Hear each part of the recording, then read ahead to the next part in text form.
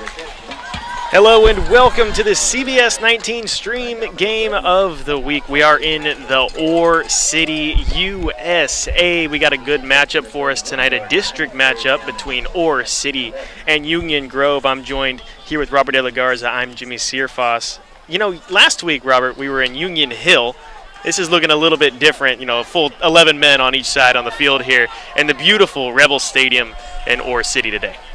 Yeah, I mean, this is just my second time here. I think I just truly forgot about the beauty of this, Rebel Stadium here. I mean, really, lights shine bright. Oh, big play. It looks like we might have a touchdown here. A flag does come out, but Ore City letting one in early on. That's Union Grove coming in and scoring early in this first drive of the ballgame. We do pick up a little bit midway through this first drive. Yeah, Union Grove driving pretty downfield, starting with the ball and driving downfield pretty quickly. A couple of good drives here. I mean, that was a good pass. Originally a screen to Hudson Whiteman, number 7, but just trying to see if this comes back. Looks like there was a hold. There was a hold a little bit earlier on in this drive, too. So 2 penalties to hurt Union Grove early on. This is some 2A ball between 2 teams looking to get back into that win column. Both of them coming off of losses. Union Grove coming off of a loss to Elysian Fields, and Ore City coming off a loss to Hawkins and Wascom. Nothing to, shake your head at a little bit. Wascom and Elysian Fields are at the top of that 2A Region 3 District 10 district. These teams hanging towards the 6th and 7th position. So we're vying for position early on here in district play, but it's still very early in district play. Just to get in a few games in here. I mean, Ore City's been playing district games for a little bit longer, as this ball is going to get hiked on the outside. Quarterback finds some room around the outside to the offensive line. That's number 11 there. He's going to be a big-time player for that offense. Bryson Porter, a little bit of a younger guy, plays both quarterback and defensive back, as you do at this level of the ball game. But he's 5'11", 160. He's hit about half of the passes he's thrown all year, and you typically see that a lot for their sophomore quarterbacks. The younger guys are starting to, finding that accuracy in them. Yeah, you see him running the ball there on third down, third and short, getting the first down, but he's a dual threat quarterback. I mean, you can see his stats. I mean, he puts up big numbers on the ground as well. Is that one handoff up the middle? Not going to get super far. Hudson Whiteman.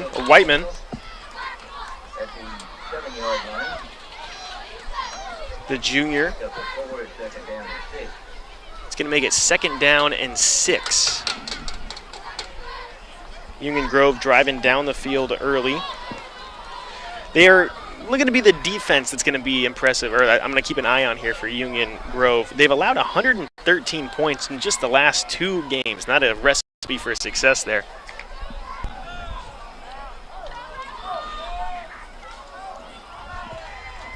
Second down and 6. Ball is on the 7. Handoff up the middle, and he's not even really going to get touched on his way into the end zone. So Union Grove on the board first for us here tonight. Hudson Whiteman with the carry. Whiteman in there for the touchdown. And you felt like that's the way this drive had to go. I mean, there were some penalties set them back a little bit, but it was a quick drive downfield for the first possession, getting that score, putting them on top early. And I'll tell you what, it ate up a lot of time. 6 minutes left in this first quarter. About 6 minutes eaten off the clock there. Big time importance there. Yeah, early on. You want to manage the clock. We'll see the extra point. Up. Off the scoreboard. You might have heard it bang off the scoreboard. That one's going to be wide left. So we'll stay at 6 after the Ore City touchdown. And we will, the Union Grove touchdown. We will switch, and Ore City will get their first look on offense of the game. As I said, both these teams kind of vying for position in district right now. District play has been kind of an interesting one for everybody, and this has been an interesting year for specifically this district because Elysian Fields really popping off and looking really good early on. They were undefeated. They might still be undefeated. I'm not sure off the top of my head, but district's going to be really where they prove themselves. Not that they're playing soft teams, but it's a tough district, and we'll see if they'll really cut their teeth in this one. But after this game, Ore City and Union Grove are both going to go on to byes. It's been a long 7-week stretch for them, which is tough on the body, for any level of football. I mean, Union Grove coming into this game 4-2. I mean, but both of those losses within district, so it kind of puts them behind the 8 ball. Even though they're above 500 right now, it's still looking bad in district. So something right here can turn around today. And something to look forward to off of the bye week. No one's ever easy, but Harleton's having a real struggle this year, just putting together kind of wins. So coming off your bye week, that's the kind of team you want to play as the kickoff here. Good kick. Gonna put him near the goal line. That one's muffed. That's something quickly. Or City's gonna be on their back foot, but he gets dragged down around the 15. Near disaster there for Orr City. Solid kick. Solid kick. Yeah, that one. Kick off like that too much on Friday Night Lights, especially here in the high school ball. And it looked like he was going to get swarmed there right inside the 10, but somehow making a miss and still being able to make a gain out of nothing, basically. Yeah, for sure. Looks like it's a pink out night here. October is Breast Cancer Awareness Month. Seeing our pink all over the stadium here tonight, Rebel Stadium.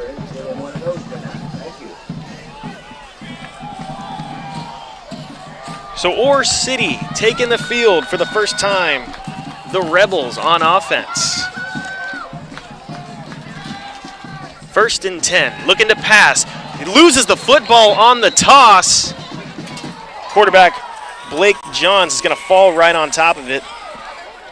It's not the most ideal. Kind of slipped out of his hands there. I mean, looking to throw downfield, maybe for a little check down pass, and just kind of didn't have a full grip of that ball and had to get on it pretty quickly. Call it jitters. This side of the field. We'll call it jitters. It's a nice clear night here in Orr City, USA. Not a cloud in the sky that I'm seeing. Not really humid. Can't really ask for much better weather outside of this. Oh, no. So 2nd down and 17. Lost 7 on that play. Going right back to the check down.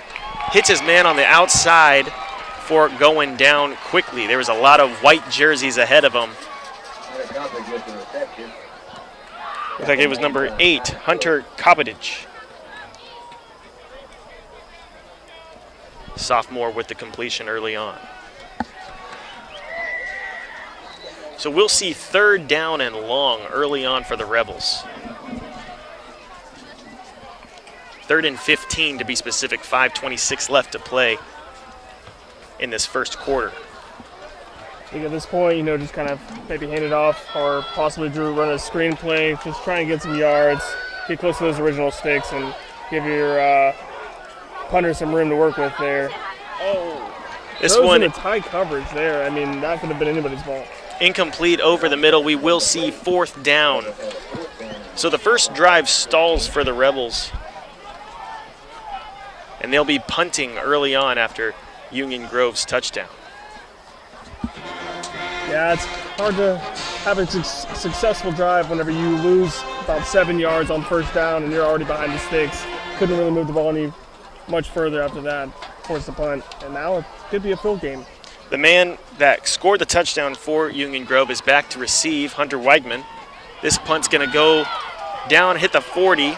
Cross over the logo. Good Orr City bounce. It's going to be around the 50 before it's fielded. Union Grove will get some good field position. Now this is game 1. This is our little kickoff here before our full slate of Under the Lights coverage. We'll be all over East Texas tomorrow. Our site game at Rose Stadium will be in Tyler. Nice easy drive for us. But Tyler's taking on Cleburne. That's going to be a fun one for us. Robert, where are you going to be tomorrow? Well, let's start my evening in Hallsville as they take as they're in Hallsville, and then I'll end up in Longview. Hallsville's playing. I just lost it. Nacogdoches. Nacogdoches will be in Hallsville. Nacogdoches, as we were talking on the way over here, having a pretty good season. I know you said it's a surprise, not technically proven yet, but still, I mean, wins in the column are much more than the loss column right now. So, I mean, I'm excited to see them. I might be able to see Nacogdoches play. Then we'll be in Longview as they take on Forney. That'll be a fun one. Nacogdoches, like I said, they're still cutting their teeth a little bit. They're still proving themselves, but they've put themselves in a good position to make the playoffs. Hey, that was first down up the middle. That was Cole Sims for a short yard. Coming into this game with 111 yards on the season and a touchdown for himself. This one going to get pulled by the quarterback, not fooling the Rebel defense, though. He'll fall ahead for about 2 to 3 yards. Porter, not much there on the run. Well, I'll be bouncing around a little bit. I'll be at Jacksonville versus White House tomorrow. If you see me, come say hi. Enjoy those games. Hey, Jacksonville was a fantastic place to play, or to be there for the game last week. But this week, obviously, in White House, it's still a fun place to play. That place is always packed out. Wildcat Stadium's a great place to film. I haven't seen many wins there, though, personally by myself. I know they do. Win that game. I mean, Porter drops back to pass, hit behind the line, fumbles the football, picks it back up. That's Union Grove. So narrowly avoids disaster, but getting into the backfield. It's Cole Sermons with the pickup. I mean, quick reaction, ball's on the ground, scooped it up. Now they're able to punt the ball and live another day and not give Ore City such great field position. Hey, Cole Peeler getting into the backfield, hitting the quarterback, making a play happen. Great response after the offense kind of sputters out a little bit. Great way to keep Union Grove in check here early on. 2:51 left to go in the quarter. 4th down and 18. Hey, but how about our game of the week? Chapel Hill versus Kilgore. That's always a good one. Kilgore's going to be very involved in us. I mean, it's hard, and that's such a dang good team. It's hard to keep them out of our game of the week and sight game, as this one's going to take a big-time Rebel bounce. They'll have it around the 45-yard line, right around midfield on the logo. Yeah, about all the Bulldogs. Chapel Hill has had a great year, but, it's hard to go against Kilgore. I mean, you saw what they did to Henderson last week. I was surprised by that score. Maybe you weren't, maybe others weren't, but I thought Henderson would give a much better fight, and especially with some of their key players that they have, skill position players, but just too much for Kilgore at Kilgore last week. And I've said it before, and I'll say it again. I don't believe anyone will beat Kilgore until December, and I really believe that if anyone does beat Kilgore, until I have them as winning my state championship, as we have a split back look in the backfield. A big man leading the block here as they push forward for about 5 yards. We'll get it around the 48. I think it's going to be Angel Velasquez, possibly. He had a few carries in that game against Hawkins. I mean, a big guy running back there. You don't see that too often. Maybe like a Jerome Bettis style. Yeah, how about that big-time block? Yeah, he's lined up right back there, isn't he? Look at him. So it'll be Cole Peeler. This time getting the snap on 2nd down, finds some room to move forward, picks up about 2 or 3 more, so it'll be 3rd and short.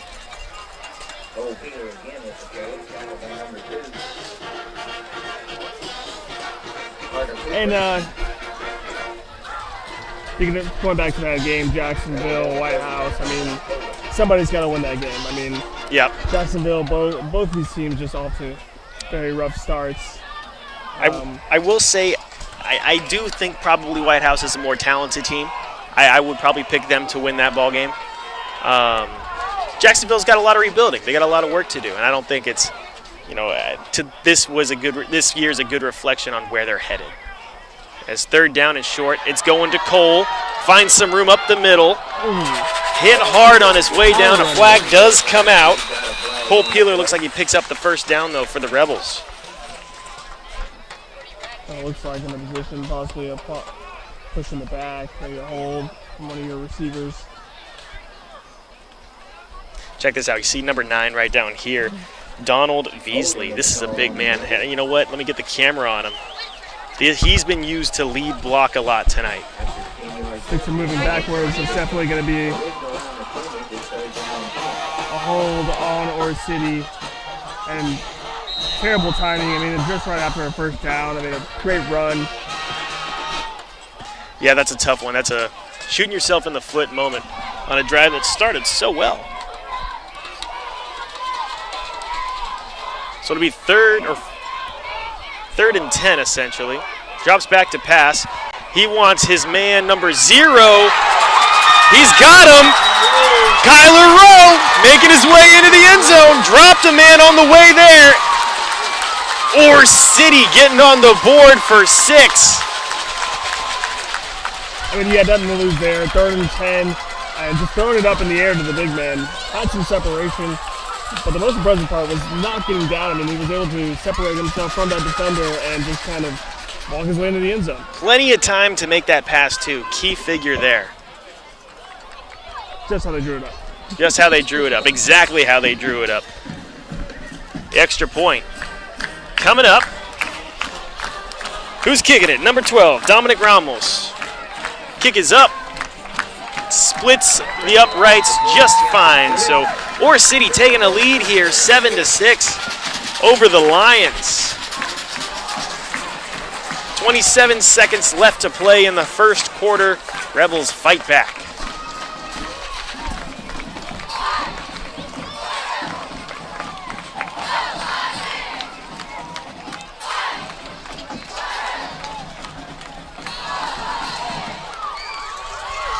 I will say I am rather excited for our site game tomorrow, you know. Rose Stadium's a real nice place to be, man. I really like that there, you know. Yeah, it's always great going to Rose Stadium, especially for you, you know. It's a quick drive to and from. Exactly. Back to the station. But, that is nice. I've only ever been to the Rose Stadium for preseason games, and really? I tend to take those farther trips out, you know, sometimes. That is true. We send Robert everywhere. We sent Robert somewhere today, man. You were on a story earlier. Yeah, right? You were out. Where'd you go? I was in Tyler, luckily. Oh, okay. All right. Well, that's nice. Yesterday Oregon, you were way far out. We're talking deep yeah, East Texas. That's something they don't tell you a whole lot about journalism. Most of it is driving. This one is going to get kicked over the head, and it will go out into the back of the end zone. We've got some pretty good kickoffs so far in this game. I mean, nothing short. Nothing short, yeah. Kicking talent has been pretty good out here in 2A ball. You know, you don't see a whole lot of great kickers out in 2A football. So for the 3rd time tonight, the Lions will hit the field on offense. They'll get the ball at the 25-yard line. Having a good drive on that first one, looking to maybe put some stuff together, you know, just kind of simple plays, little check down passes and runs to get the score early. Then they were forced with a 3-and-out on that second drive now. Union Grove looking to get into that offense back to some, kick it into gear. They've been a little stagnant all year long as the quarterback going to make one man miss, find some room up the middle before going down. Porter with a nice shifty move there, getting around his center. And I think that's how you get a drive going. You put the ball in one of your best players' hands. Porter, the guy can run. I mean, he's a dual threat quarterback, as we mentioned.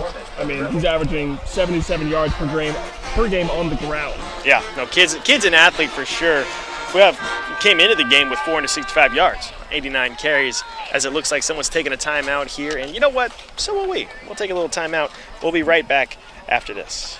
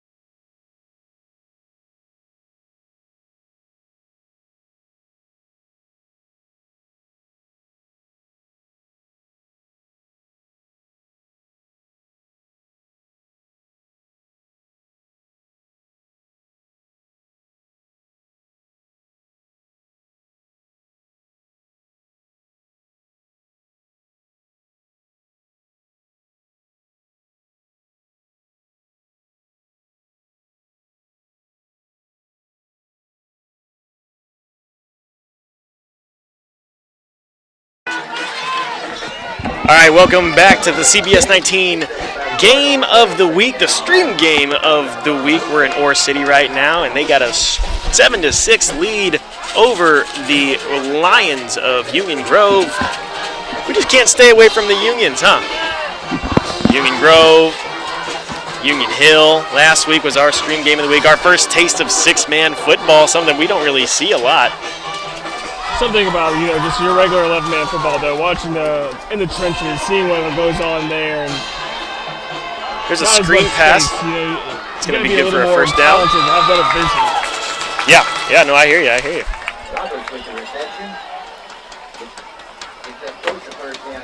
That play enough for the first down. One of the first down tosses we've seen tonight.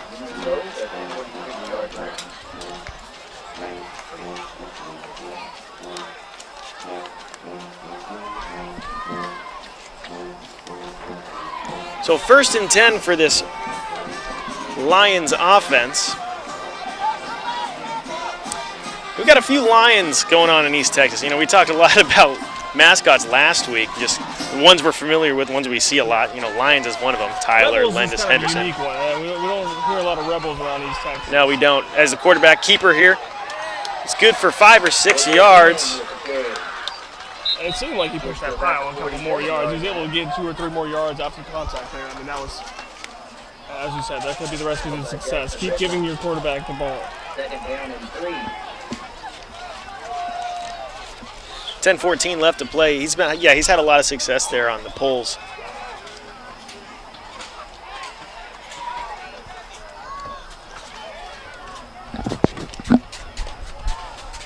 So we'll have 2nd down and 3.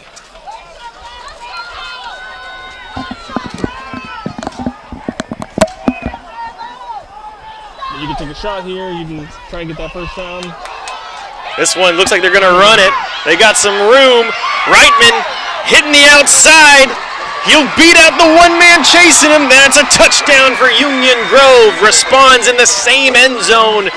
They retake the lead here, 12-7. Strong outside run there for Reitman. I mean, 2nd and 3, you could have done anything there, taking a shot to the end zone, but they played it on the ground. They've had a lot of groundwork so far, and that was perfectly drawn out. Great blocking. Great block. He got touched once. Great block.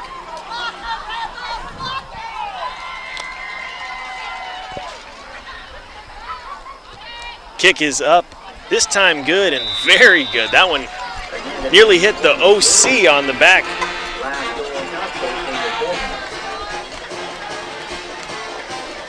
So right now, 13-7, Union Grove responds to Ore City. A lot of scoring early on. Yeah, early on, I was going to say. I mean, a lot of scoring. These offenses are taking what they can get and getting what they want. I mean, on the ground, not a lot in the air, but right now it's some good ground and pound football from both of these teams. Except for, of course, our Ore City big play that we had. But Ore City started the year off with a win. Win went down to Hugh Springs and evened up there at 1-1. Played Alba Golden, beat them. Then they started district play. Beat Big Sandy 31-0, blanked them. Then nearly the same thing happened when they played Wascom, 63-7. That's a big time win for the Wascom Wildcats. Then Hawkins lost to them last week. Now Union Grove right now.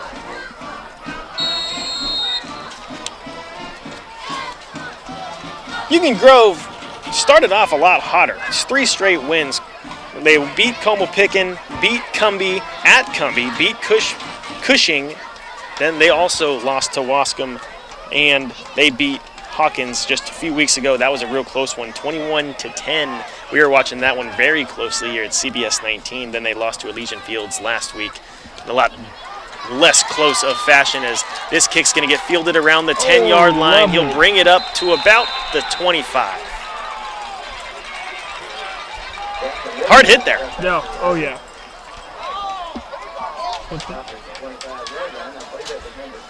So the white team will hit the field again. Easy uniform matchup tonight. Ore City in all black and gold, mostly black. Union Grove in all white, white helmet, white jersey, white pants. Real easy to tell who's who. Yeah, and great uniforms, by the way. I mean, I know we talked about this before. I like the all black in the Ore City. I just like the black and gold combination. And all white is just such a classic look. I mean, looks great from where we're seeing it here.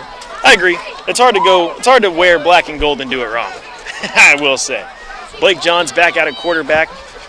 2 receivers. He's going to hand it off. Outside run is met early on. Still alive for going down. That's Cole Peeler. Peeler in his final year here. He's a senior. I'd like to see Ore City get Tavarius Pritchett involved here. This drive. I haven't really seen much of him yet. He's getting a little chippy there after the play. As I'm getting a little chippy after the play. He's got to be one of their dynamic guys. I mean, a two-way player, defense, kind of like your Travis Hunter. You like that? Yeah. Anytime you're getting a comparison to him, you're doing something right. Mickey Wilkerson in motion there. The quarterback position and wide receiver. Hey, here it is right here. Right here. They tried to get him the ball. That pass was deflected by Whiteman. Or Whiteman. Sorry, no, excuse me. Cody Nutt. Cody Nutt deflected that pass. Nutt, one of the leading defensive players on this team. He's got 48 tackles on the year. Man, we're in week 7. Can you believe that? I say it every week, but football season just goes way too fast. Yeah, week 7, but this is the time of year where you kind of got to lock in and know where you are, and you're looking towards playoffs, and you got to start getting some of these district wins. Trips receivers at the top, 2 receivers at the bottom. They're going to go with the screen. They're going to want Kyle Rowe. Turns up field for about 5 yards. Rowe, just an offensive weapon, plays receiver and running back. Yeah, I see why. 6'3", got some weight to him. The senior's in his final year of play. Definitely one of the bigger offensive weapons for this Rebel squad. Well, that play was similar to what they tried to run on second down to Pritchett, but just kind of get not batted down. Hey, let's try again, but we'll go the other way. Exactly. Pritchett at the bottom of your screen there. One wide receiver to the top. Fourth and medium. Pritchett in motion. Here's the ball. Everyone seems late to it. He's got an open man. Oh, nearly threw it to the wrong team. Just a little overthrow there from the quarterback. That will make it 4th down. That's turnover on downs. That's why I was confused about that. I mean, it was 4th and about medium there. Yeah. Still a close game. Maybe punt the ball there. And it seemed like there was some miscommunication or maybe mistiming the snap because everyone just seemed on the heels of their feet on that play. Well, I'll be honest with you. He seemed to have a lot of time, and he got the right thing. He got what he wanted, and one-on-one, and he just overthrew it a little bit. Everyone seemed, like you said, to be a little bit on their heels there. It felt like there was an offsides flag, and it was a free play, but kind of looking towards the refs, nothing there. 2 wide receivers on the field. 1 in motion. Here's the run from Union Grove up the middle. That'll pick up about 4 or 5. Defense doing what they can to try and strip that ball. 7:40 left to play in this second quarter of ball here.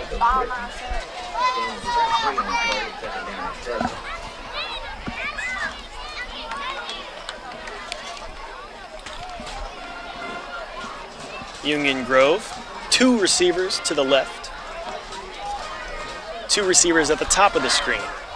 Fumbled the snap a little bit. Quarterback's going to stick with it, but his knee touched the ground. Clock's going to keep rolling here. Sacked himself a little bit. They'll take a timeout. Yeah, it looks like Porter just kind of took his eye off the ball, was already trying to roll out right before he even fully had that ball in his hands and just kind of took his eyes off of it.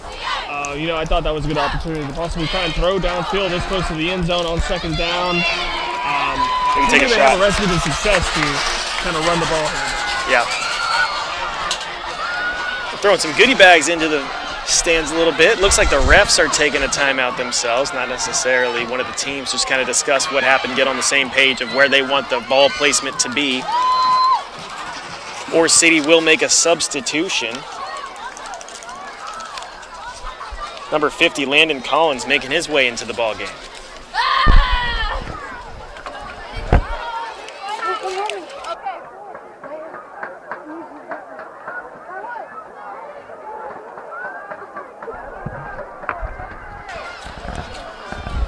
So it will be 3rd down. 7:12 left to go in the ball game. This ball was spotted on the 28-yard line. It'll be 3rd down, and it looks like 11. 3rd down and 12. 3rd down and 12. Yeah, I mean, seemed like they had a pretty good field position there, but, you know, kind of getting back a few yards just could change up the playbook a little bit, maybe force them to throw something downfield, but still got to protect the ball. You know, Robert, we're not quite there yet, but don't you get a little feeling of fall in the air right now? Oh, absolutely. It's just kissing you a little bit, you know, a little bit of a chill, just a little bit. You know, in Texas, if that humidity's down and, you know, you can actually sit outside without sweating, you know, it feels like fall already to me. You'll be wearing a jacket when it hits 60. Heavy jacket, heavy coat. Robert's from Houston. Yeah. They don't mess with the cold in Houston. And that was a big thing for me when I moved down here. I just could feel the difference in humidity whenever I first moved to East Texas. And just, the air feels cleaner out here compared to What if I told you, I'm willing to put money on the fact that the air is probably cleaner here than it is in Houston. There's a lot less people, man. There's a lot less people, as it looks like Union Grove will take a timeout here. Another thing, just how quiet it is out here. You know, you could be in the middle of the night, just so quiet. You hear the littlest things, a pin drop, you know, as they say, but so quiet in Texas. You gotta love that. Yeah, that's your thing. Hey, we'll take a short break too here. We'll be back after this timeout.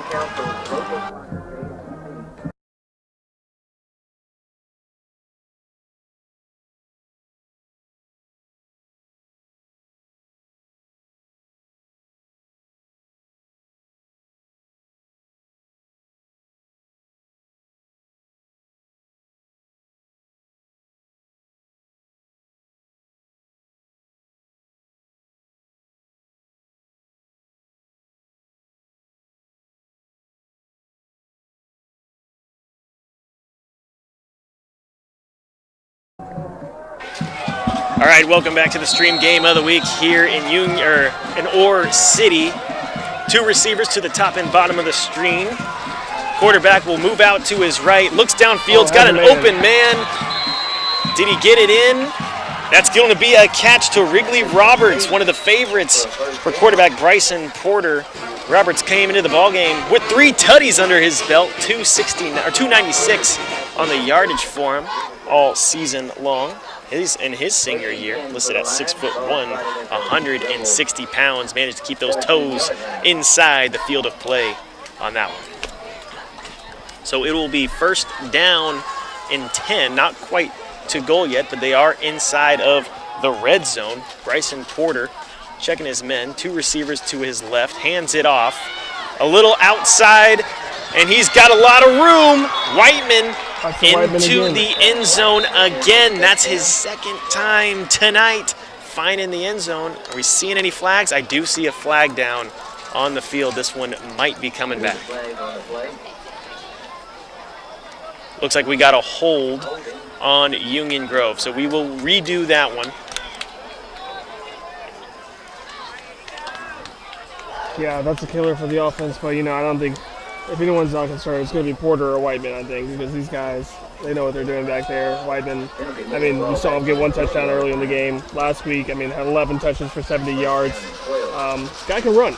He's done so well hitting those gaps tonight, and the offensive line for Union Grove's done a real good job making them. 6:31 left to play in this half. We'll have trips receivers to Porter's right. That'll be at the top of your screen. Whiteman to his left. He wants the screen. He's got his man Roberts over the middle before getting wrapped up. It will be a 1st down. There's Roberts again. Roberts, just a certified skill player, plays receiver and corner. So this time it will be 1st and 10. Clock keeps rolling. We inch towards that 6-minute mark left in the quarter.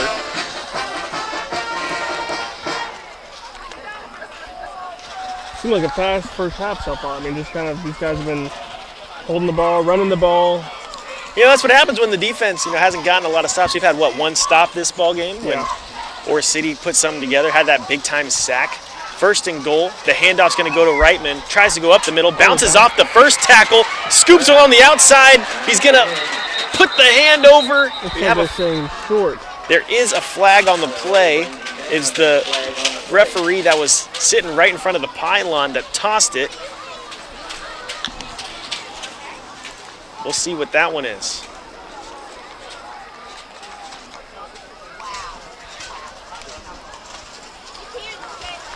Looks like it will be on Union Grove. Backwards.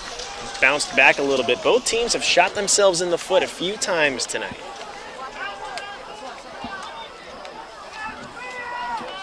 It was hard to tell from our angle if that would have been a touchdown, if he made it quite there, but that would be the 2nd time just Union Grove in general has made it into the end zone, crossed that line, and had it called back. There was a holding, a lot of holding tonight. Union Grove does hold a 13-7 lead.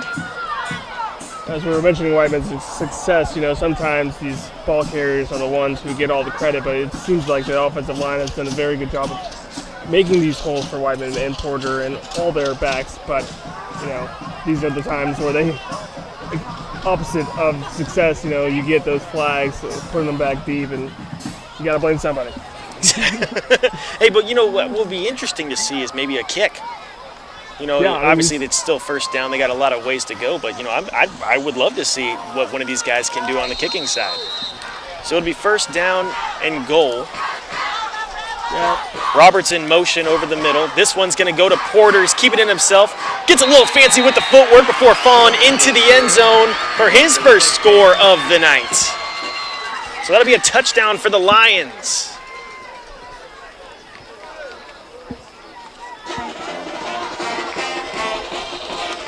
I tell you what, we've heard a lot of that Union Grove band tonight. And actually, a pretty good showing for Union Grove here tonight. Let's take a look at that crowd. We passed through Union Grove on the way here, so it's not like it's super far. Yeah. Yeah, it's a smaller town. I mean, it felt like maybe 15, 20 minutes separation, so maybe there's a rivalry here we don't know about.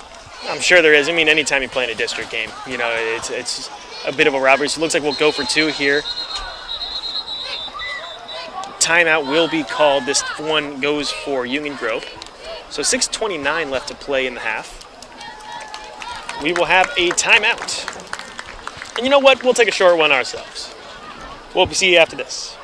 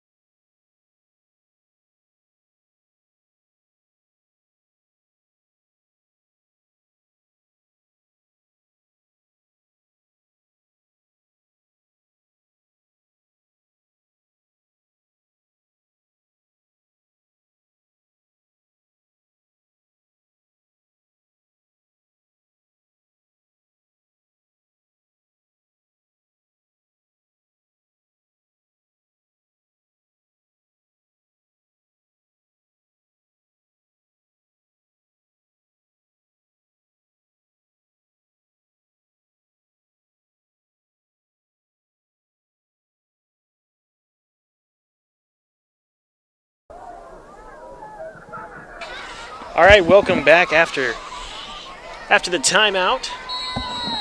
They are going to go for 2 here. Porter under center. Snaps it, looking to his right. Wants the screen, not going to get there. Ball comes out for a second. Another flag down. Another flag down. A lot of flags we've seen tonight. A lot of laundry on the field. So Players coming off the field. Maybe looks like they will come off the field. So we'll stay 19-7. Well, if you're Ore City, you know, I think a score here would be great. I mean, a score anytime is great, but especially when you're getting the ball in the second half. Yeah, they will be leading. So you want to eat up a lot of clock here. Don't want to give them any room to answer before the end of the half, but you do want to get a score in here. I mean, obviously, but it's especially important, you know, going into the half with momentum. You're thinking towards the second score, so you get one. I mean, first you got to get that first one, of course, but going into halftime, it would be great that you're planning your next touchdown and you're back in this game. And you know what was such a big thing for them last time? They tossed it up to Kyler Rowe. So we've seen them try it a few times, and that was led to that big score. Their one scoring drive, they just tossed it up to the big man.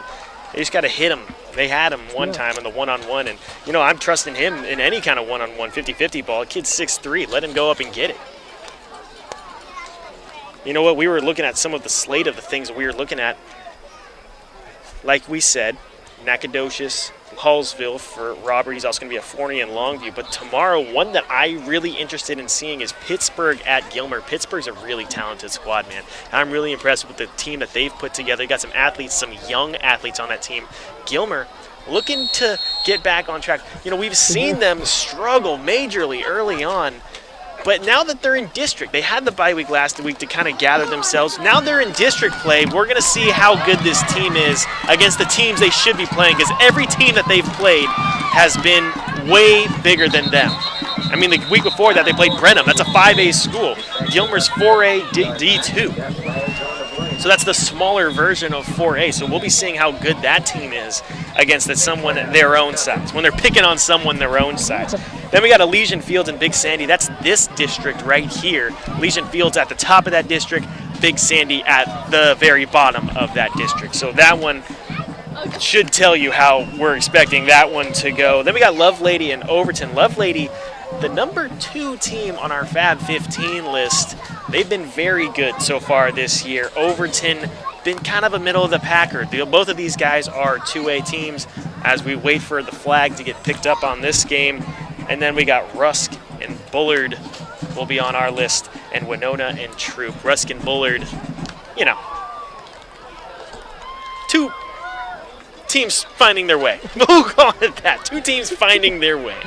You know, I'm just going to go back to the Pittsburgh at Gilmer game. I think any other week, and just kind of the year that Gilmer's had, it feels like one of those years, hey, they still have time. Hey, you know, they're going to turn this around, but still have not been able to click on all sides and get those wins that they need. But, you know, any other week, any other year, this would be probably a game of the week contender. Yes. And Pittsburgh, just as you mentioned, just a great matchup.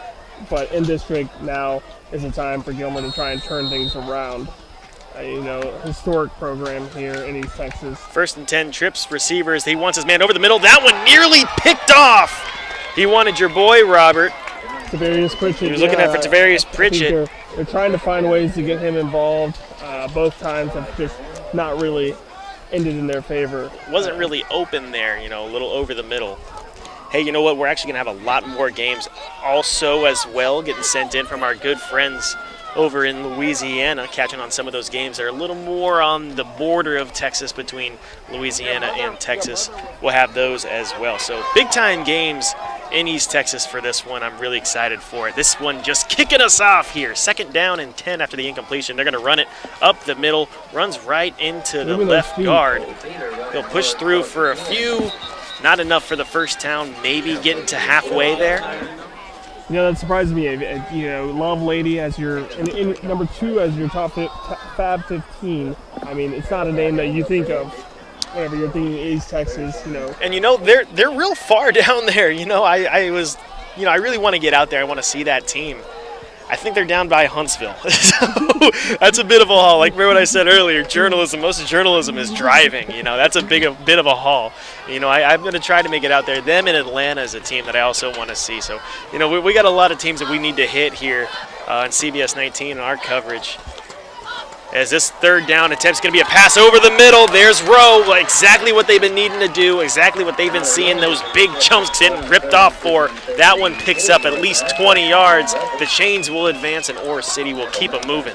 Yeah, compared to Union Grove, I mean, it seems like Oro City's had more success throwing downfield. I mean, it's too early to go away from the running game, but, you know, trying to open up some space, then go for the run. And you know what? Also, the clock is running, so we'll have quad receivers in bunches at the bottom of the screen looking for the pass, but some early pressure early on, forcing the throw early. Who was forcing it?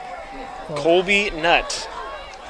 I mean, that's not the worst thing that could happen there. You stop the clock, you know, throw it safely out of bounds, no turnovers, no sack.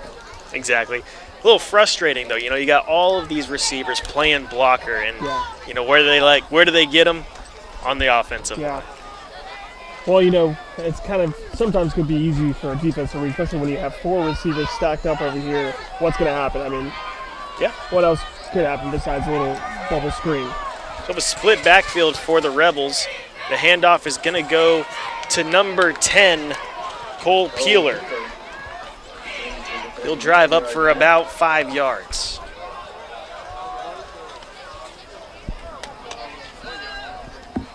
.339 and counting to go in this second your quarter. Boy there, Donald Veasley coming in. There we go. Hey, the big man coming in, Donald Veasley. 5'9". Line up in the backfield. Call him sturdy. He's a sturdy fella. Hand that guy out the ball. You want to tackle him? I think you're going to have to watch him in the pink. He's going to get this one. Yeah, I wouldn't want to tackle this bad man. And there he is. That's what he needs. He needs to push through 1 more yard. We'll see if they give it to him. Looks like they're lining up for a first down. The Chains will advance. They'll give him the first down. Give it to the big fella. When the train's coming, you get off the tracks. 3 minutes left to go in the half. It's probably not your average stout running back that you're used to seeing, but hey, he'll stay out there. It works. Hey, give it to the fullback, man. That's their job. Punch you in the mouth. First down and 10, just about midfield for the Rebels. Getting close to that 2-minute mark. Quarterback's all down there by himself. He wants Pritchett. Pritchett, one-on-one ball. All over him is the receiver Whiteman, or the defender Whiteman. We will have a pass interference. Most likely 2 flags make their way onto the field. Javarius, you know, hasn't had a lot of action in this game, but we have seen him just there. He might be involved with the theater team. Right. He's playing that one up big time. Hey, Reitman was all over him. He had to get a touch yet for Pritchett, but I mean, he had a step on his man. That was what you drew up. Could have been a touchdown, just a little underthrown.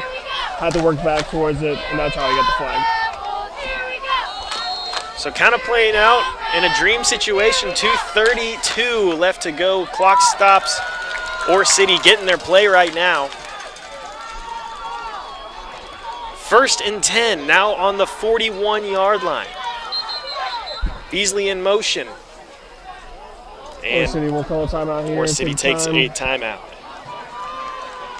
We will too. Right back. We'll be right back right after this timeout.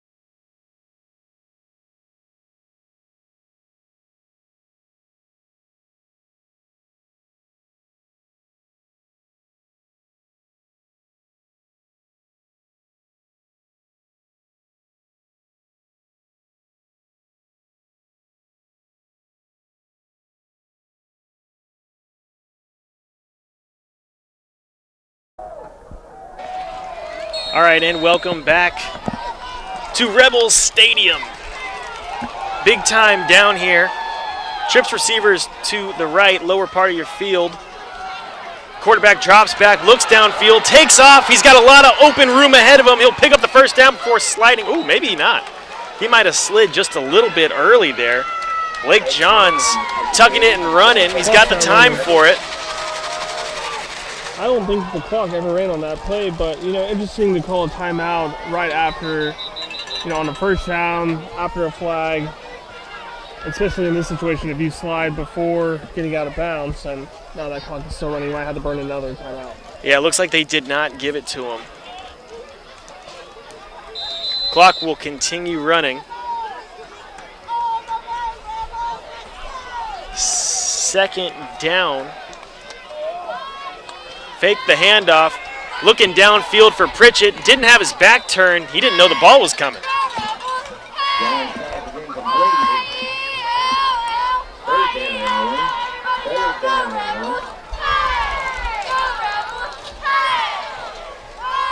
So it'll be 3rd and 1. Yeah. I mean, this is a great time for good quarterback design draw, I think. People are thinking pass. Or, hey, maybe hand it off to your big man. Hey, you need 1 yard. You need 1 yard, and you got the 2-minute warning. Sat back there. Snap is fumbled. Rolling out to his right. He looks like he will find his way. Johns across the line. Yeah, just how you drew it up. You know, fumble the snap, roll out to your left, pick up the first down. So the chains will move. They did it the hard way, but the chains will move. Yeah, it looked like that play was potentially going to Donald Beasley again. He was set back there up with the quarterback. Looked like it was possibly a play action, just bad snap, but quick thinking by the quarterback. So we will hit the 2-minute break here, the 2-minute warning. Oh, it looks like we have an injury timeout as well.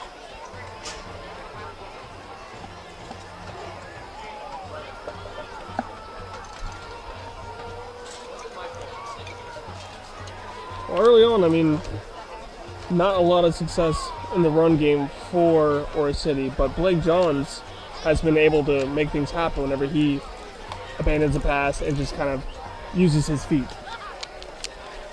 You know, we've seen him hit the deep ball a few times tonight. Hasn't looked as pretty as the stat sheet might have come up with it. But we have seen him hit his man tonight. We just haven't seen him hit Tavarius Pritchett. So 1st down and 10.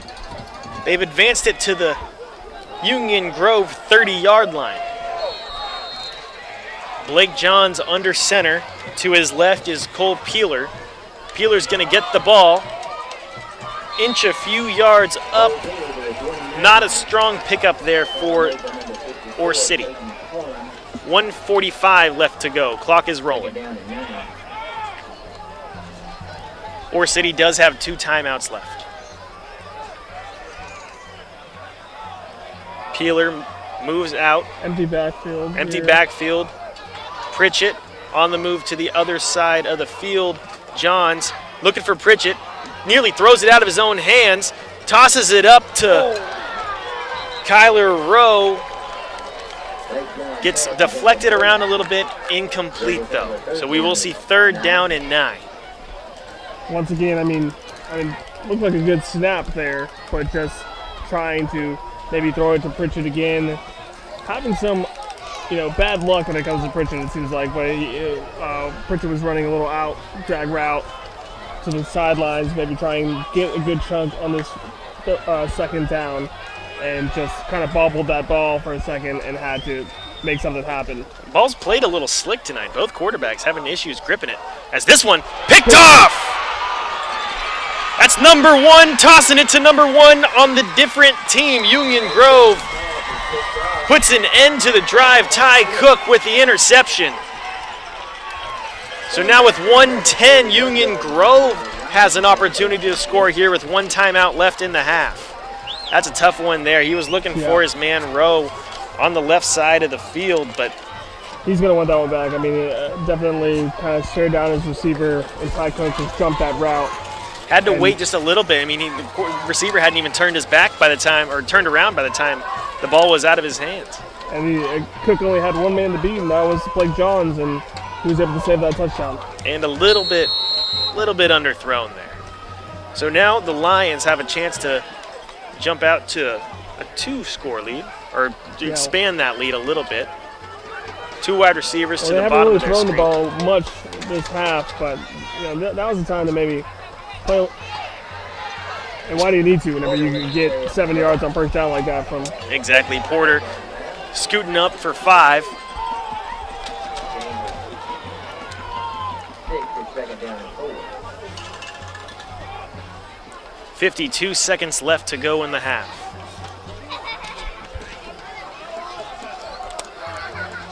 Porter takes the snap, rolls out to his left, has a few men downfield. He wants Roberts over the middle, couldn't quite hit him.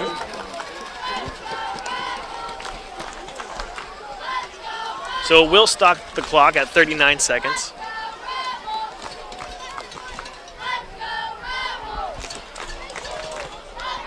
Got a lot of time here. They've had a lot of success on the ground. Try and pick up close to a first down, give you a shot on fourth down. Still plenty of time. 3rd and 4 here. Maybe get within field goal range, huh? Trips receivers to the top of your screen, hits the man. Roberts over the middle, or near the sideline. He'll advance up for nearly the first down there. Doesn't take much time off the clock. 32 seconds.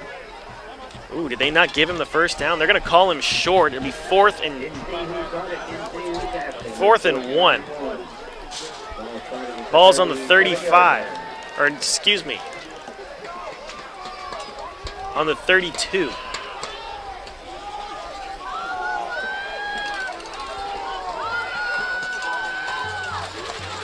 Out of the gun. Pritchett. Or Porter, excuse me. There will be a timeout called. So Union Grove exhausts all their timeouts on this 4th down.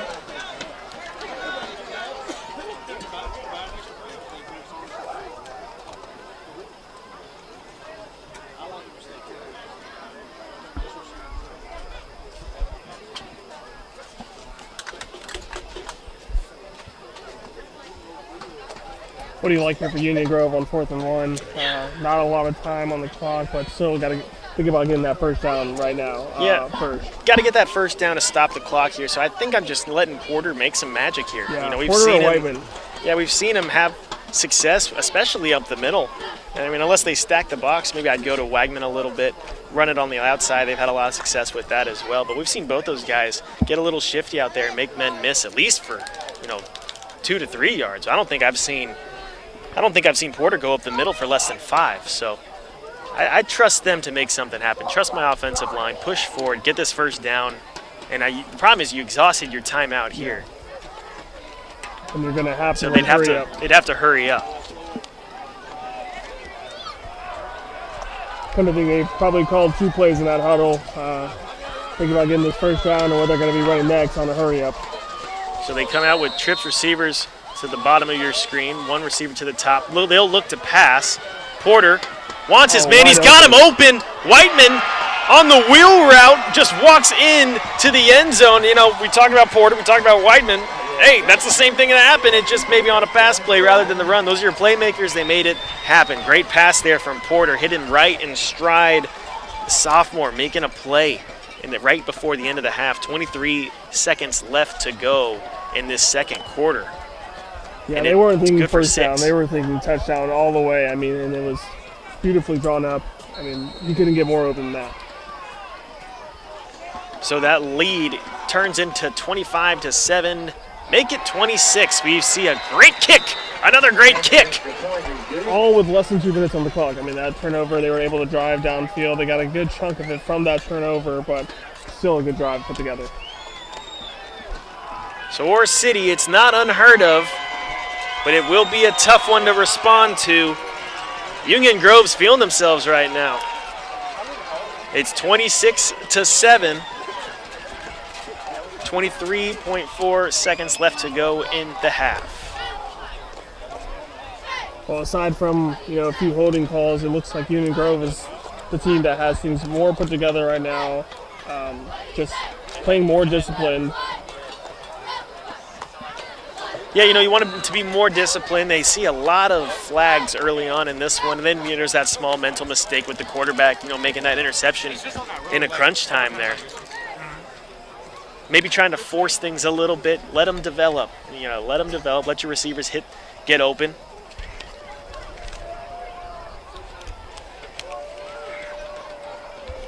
So we will have a kickoff from Union Grove. You know, Union Grove just playing all-around football right now. I mean, they've gotten stops on defense. They've gotten turnovers. They're running the ball. The ground and pound is working really well.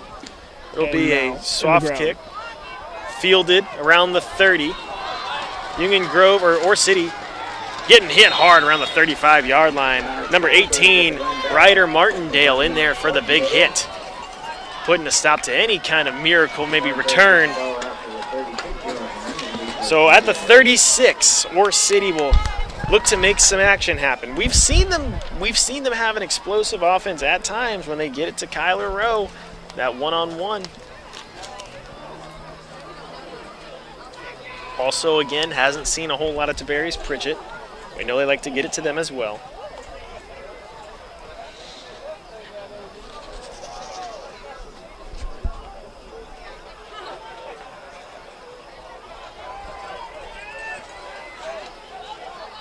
.6 seconds left to go in this half. Let's go ahead and play some prevent defense here for the next 17 seconds and take this lead to the half. Union Grove trying not to let anything out behind them, so they go in front of them. That'll nearly pick up the first down on the pass to Mikey Wilkerson. Wilkerson, another tall guy on this Ore City offense. He's listed at 6'4".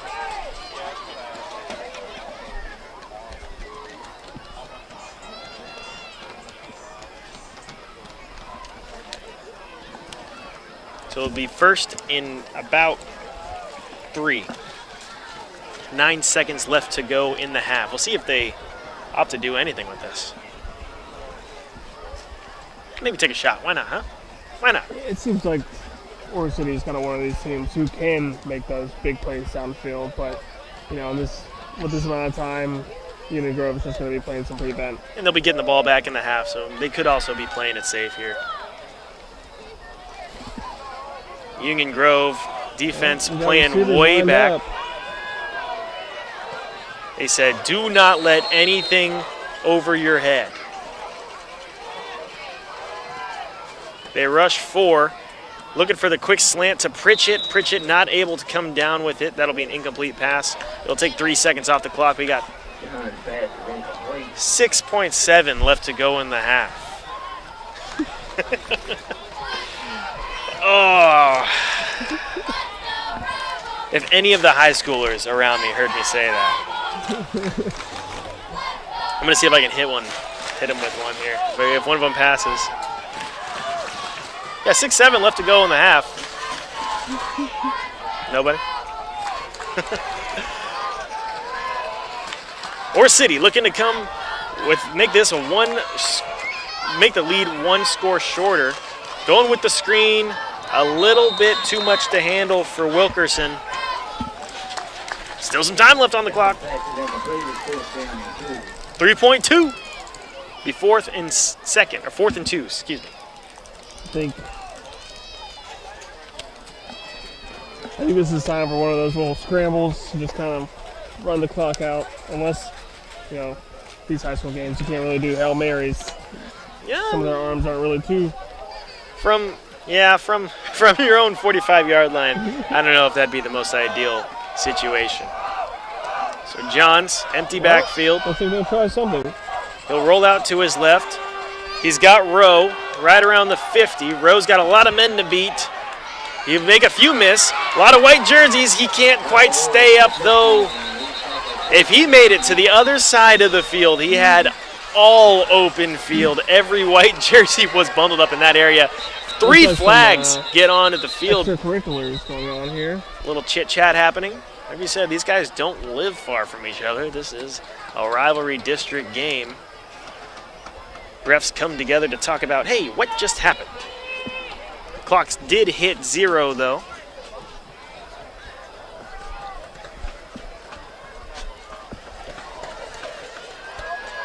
as they decide. Looks like these penalties will go on Ore City.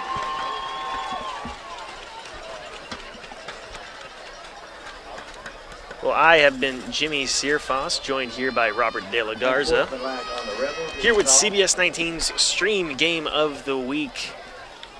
Union Grove with a 26-7 lead over Ore City. Big time district consequences on the line here. The bands will hit the field. The players will hit the locker room. Ore City's got a lot more to say to their team than Union Grove so far. I'm Jimmy Searfoss with Robert De La Garza. We'll see you after the half.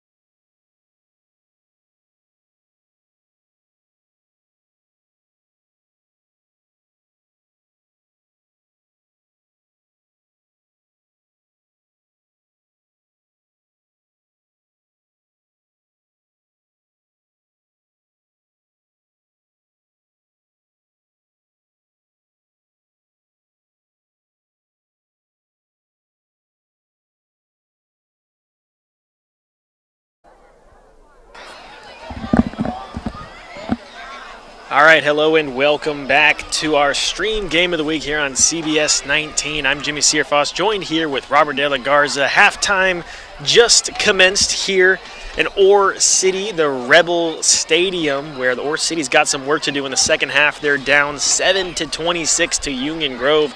And I'm not sure really if it's been that much of a lopsided game. We've seen Ore City shoot themselves in the foot a few times tonight, stalled a few drives that have directly led to Union Grove. You know, for example, that pick right near the end zone while, Ore City was driving downfield right at the end of the half. So they get the ball back early on here. Let's see if they can capitalize it here as we get into the second half of ball play. Yeah, I mean, I see a different game. I mean, just kind of Union Grove getting everything they want. I mean, and they've had some help from their defense as well. As you mentioned, that interception, which led the points.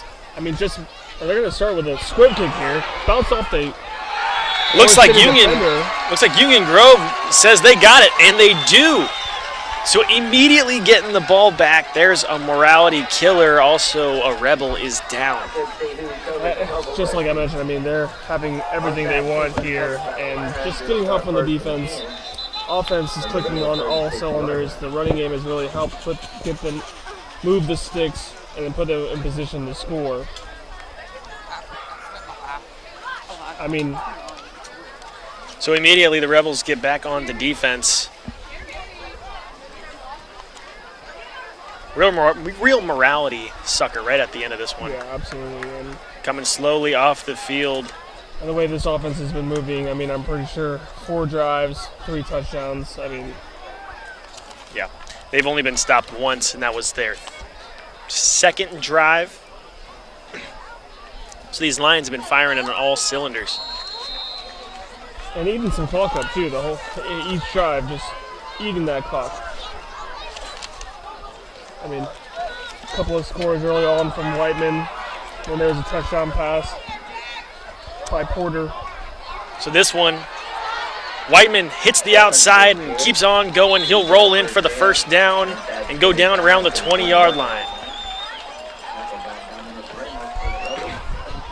So the Lions continue to advance in the half. Robert and I hit the concession stand. I got a little Frito pie. Robert got some nachos. Robert, how were your nachos?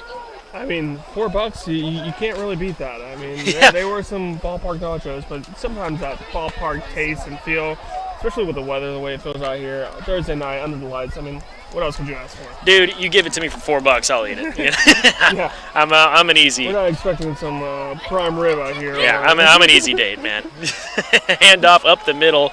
Cole Sermons falls forward for about 4 or 5.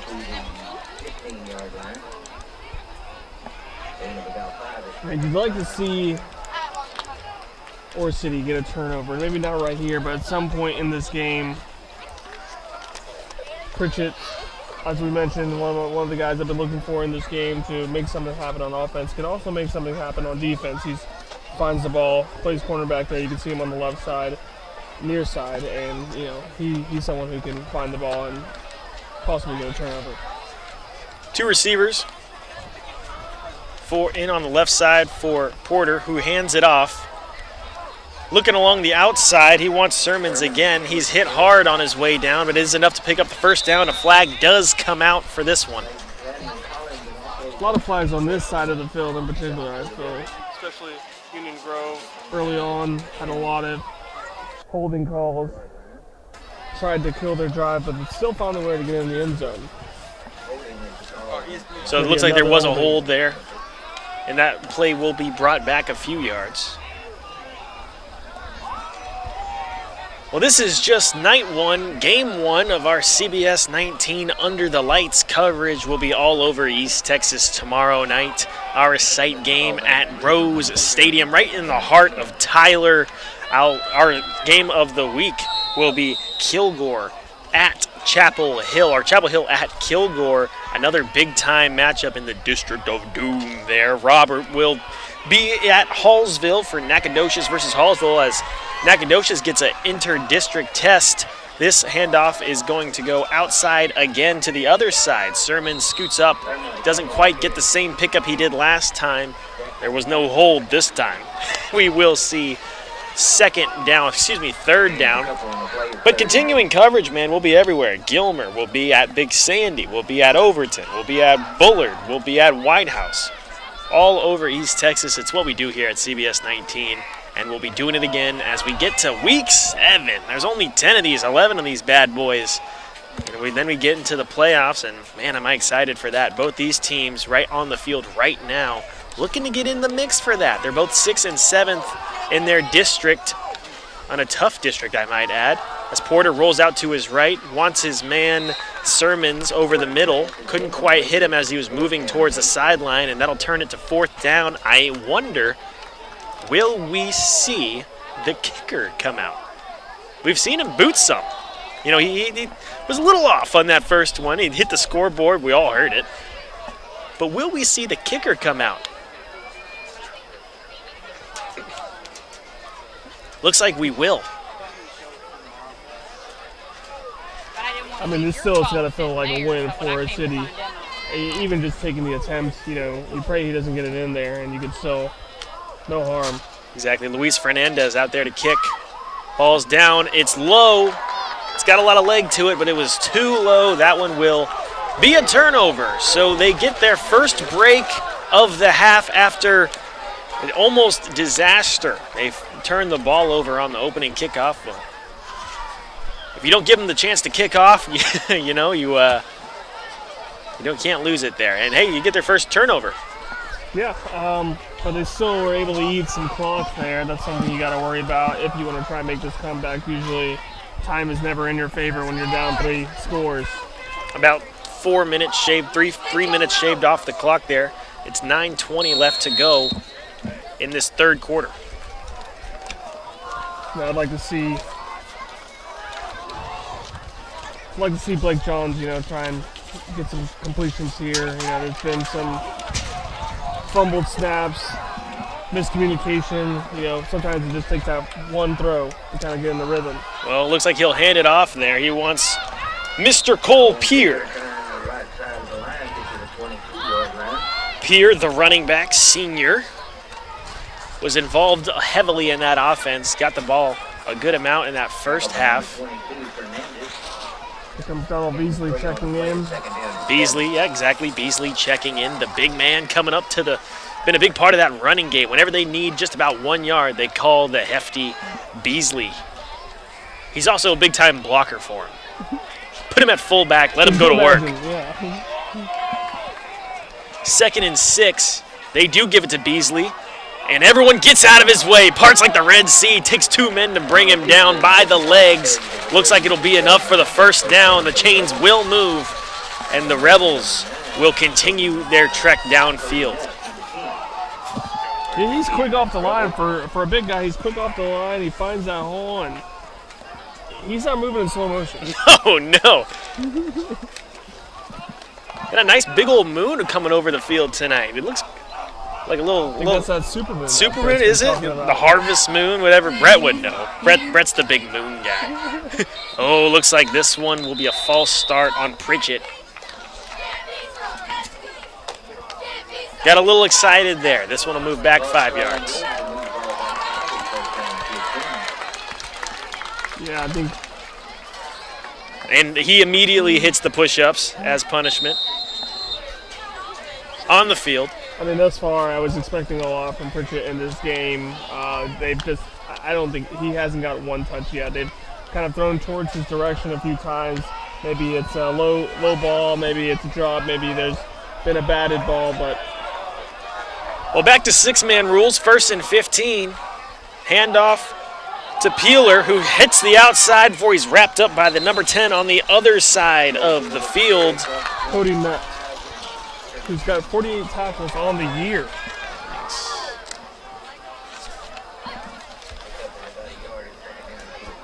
Mr. Nutt coming up big. I mean, a guy like 48 tackles it looks in the season. We're only halfway through the point. I mean, I'm just now noticing to bounce around that hit the sideline to bounce around. But when you're going by the net, you're not going to be able to probably, with 48 tackles, he's probably one of your best tackles on the league. I will notice it looks like there are brothers on this team. There's two Nuts. There's Cody Nutt and Colby Nutt. With 2 T's. 2 T's and also both start with a K. It'll be third down after that one got nowhere.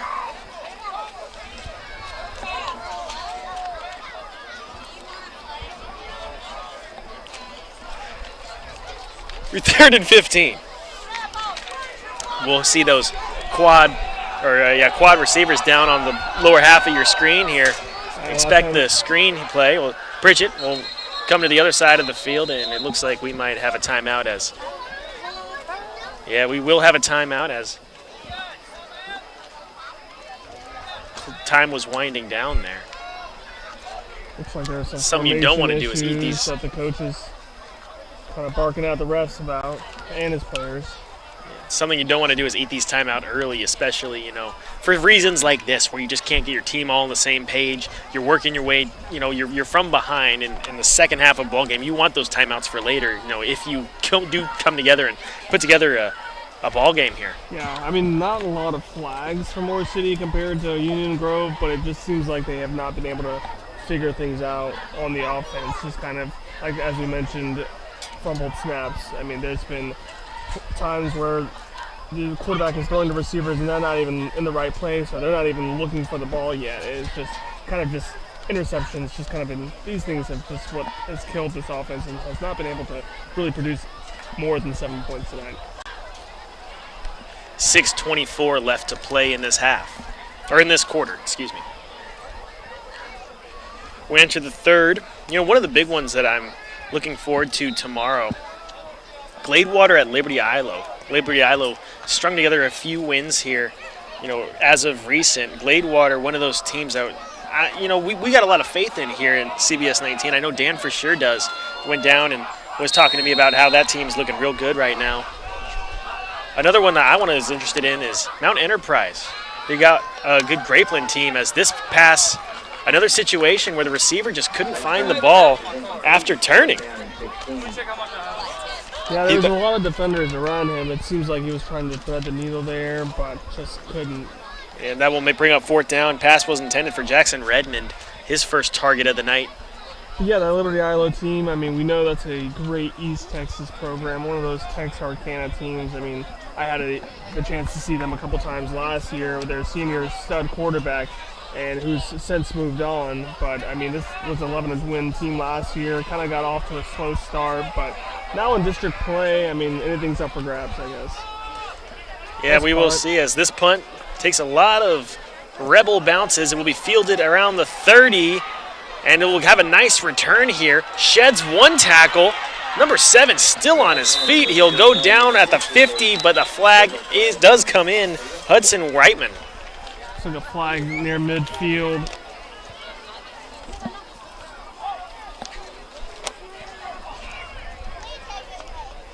Let's see if it stands. Texas High at Marshall will be another big one for that district. Both those two teams, they've slipped up, but, at some point they both played tough non-district schedules. But that one, those two are pretty heavily favored, they're on the top half of that division or that district a lot of times. So we'll see if that one goes, and likely could be for the district title there. Looks like that is against Union Grove, and we'll back that return back 10 yards. And if you do tune into our CBS 19 Player of the Week package tonight, I put that together, before earlier today, and a nice young man, Kagan Ash, running back down there at Mount Enterprise. The kid averages per carry 17 and a half yards. I checked with him to make sure that was right. I was like, is this right? And he said, yes. This handoff not going to go anywhere near that. I mean, Beasley getting busy. 2 flags on the field. And I know exactly where the flags are going. They're going towards Landon Collins. Got a little extra particular. He'll be coming off the field right now as a great play gets tarnished. So the guy we've been talking about, Beasley, kind of running, been their special back there, kind of whenever you need to get a couple of yards, maybe even a few yards if the big guy in the backfield. But that was a nice wrap up and body slam. It looked like. Forget football. That's a wrestling. He suplexed him. He suplexed him. But it looks like it will be. There are 2 flags. I don't know if there's both on the extracurriculars here near the sideline. And Coach is not happy about it. Okay. Collins is not on the field right now. So both fouls against Ore City. So a negative play turns into a positive play. Purely based on the things that happen inside of the helmet, nothing that happens outside of the helmet.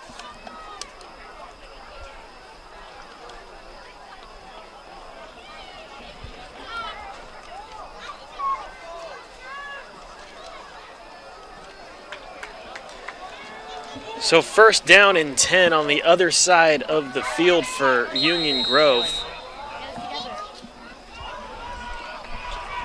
5:51 left to go in the quarter. Robert, which one are you excited for tomorrow? Yeah, I think now that you put it on the radar, I would like to see that Liberty Ilo team against Gladewater just kind of bounce back. Liberty Ilo, just see how they are moving this year. I know they have a new quarterback under center. They've kind of been playing around with that quarterback, maybe making some switches here and there. But, of course, I think the game, if I had to choose a game to go to, it would probably be Pittsburgh at Gilmer. Just, still excited to see where Gilmer is. Just kind of slow start this season, but Pittsburgh, one of those deep East Texas teams, just that always in the running. People don't realize this as much. We don't talk about it a whole lot here. But our CBS 19 Plus app, you can watch 2 to 3 football games any Friday or Thursday night. I mean, we are not the only ones broadcasting on our app right now. We got a few, and there's some big ones going down tomorrow as nearly a false start here on the handoff to Sermons, who turns up field on the outside. He'll get a first down there. But there's some big-time games happening around Texas, and specifically in the DFW area. DeSoto versus Duncanville is taking place. That's one of the biggest games in the state of Texas. In my opinion, that is the biggest game in the state of Texas. That will be live on our app.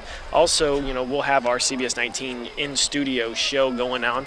But there's a lot of football that you can watch from stations all over Texas. So it's something that you should probably take a look into if you're not even just an East Texas football fan, but a high school football fan in general. First down and 10 for the Lions. Sermon again, looking to find some room on the outside. Flag does come out. He will get wrapped up for probably negative yards there. I mean, this has basically just been the Sermons and Wyman show. Porter sprinkled in there. Those 3 guys, your playmakers, have been taking most of the handles today. We haven't called a lot of names aside from those 3 guys.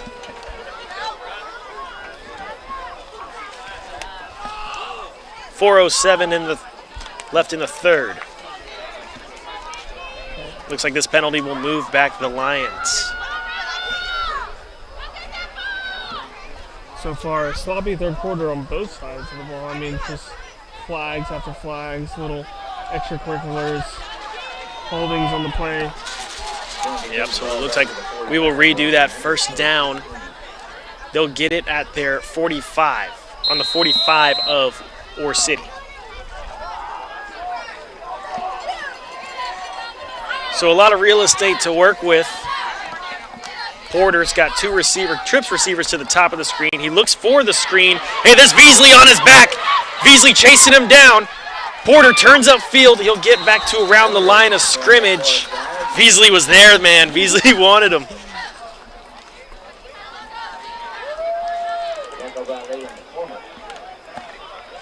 Kid's fast. I mean, he's a playmaker, it looks like. I mean, just out of reach of Beasley that time. But, I mean, he's been someone you can see on both sides of the ball, and just, it's fun for us to see him out there making these plays.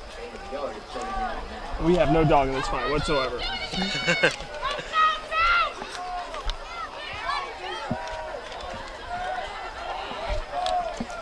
want to know Beasley's 40. You know, Beasley's 40. It's probably faster than yours. Probably faster. No, I wouldn't doubt it. Second down, short pass to number 5. He was looking for Wrigley Roberts, but this one blown dead beforehand. Looks like we will have a timeout for Union Grove. So while this timeout takes place, we'll take a timeout of our own. We'll be right back here on CBS 19's Stream Game of the Week.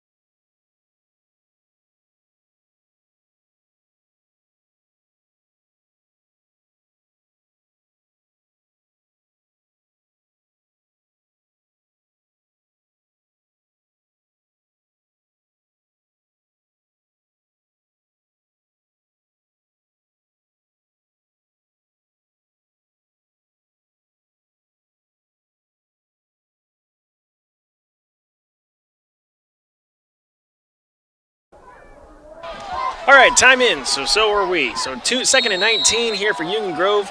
Play resumes. Trips receivers to the left.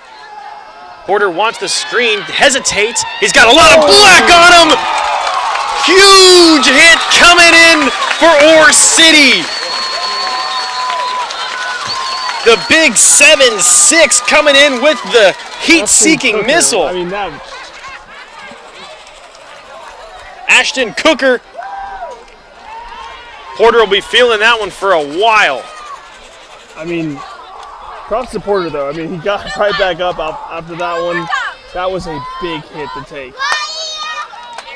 And, you know, Whiteman was on the other side holding his own. I mean, he had a great block on that outside, but nobody saw.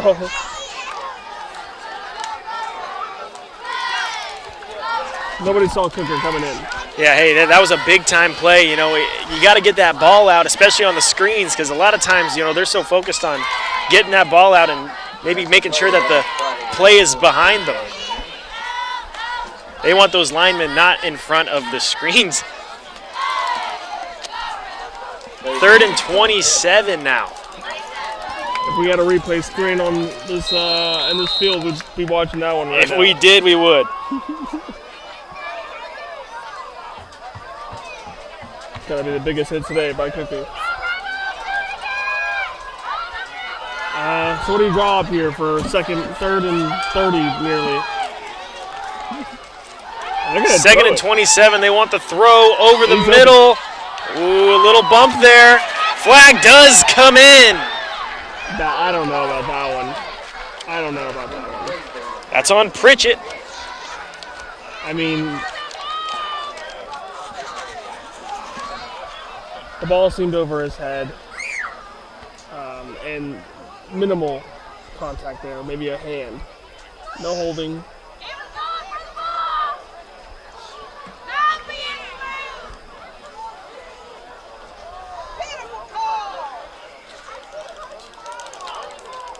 What about Union Grove, though? I mean, just they're not going to lay down. They're not going to run the ball and live to fight another drive. No, they said, hey, we're going to go deep. Yeah, we got 30 yards nearly to pick up here. We're just going to try and make our playmakers make a play. Well, they got a good pickup there. Nearly back to the original line of scrimmage. Regardless, it will be 1st down after the penalty. So there's another instance of Ore City just kind of shooting themselves in the foot when things are going well for them. They've done it 2 to 3 times, maybe 3 to 4 times in this ball game, and the scoreboard reflects it. Here's the pitch. Porter gives it up. There's another outside run, but Kyler Rowe was all over it. That was Brady Gordy with the run. Haven't called his name a lot tonight. I mean, we've seen him set up there in the backfield. It seems like he's been more of a pass catcher and kind of a extra helping hand to set a block back there. But 2:07 left to play.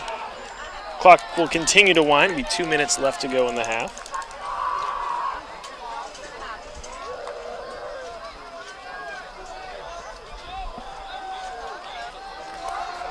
Porter set up back there, gets the snap, hands off to, that's going to be Whiteman again. Gets a pretty nice gain, about halfway towards the sticks. 4 yards on the carry. It's going to set up a third and about 7. Third down and 7.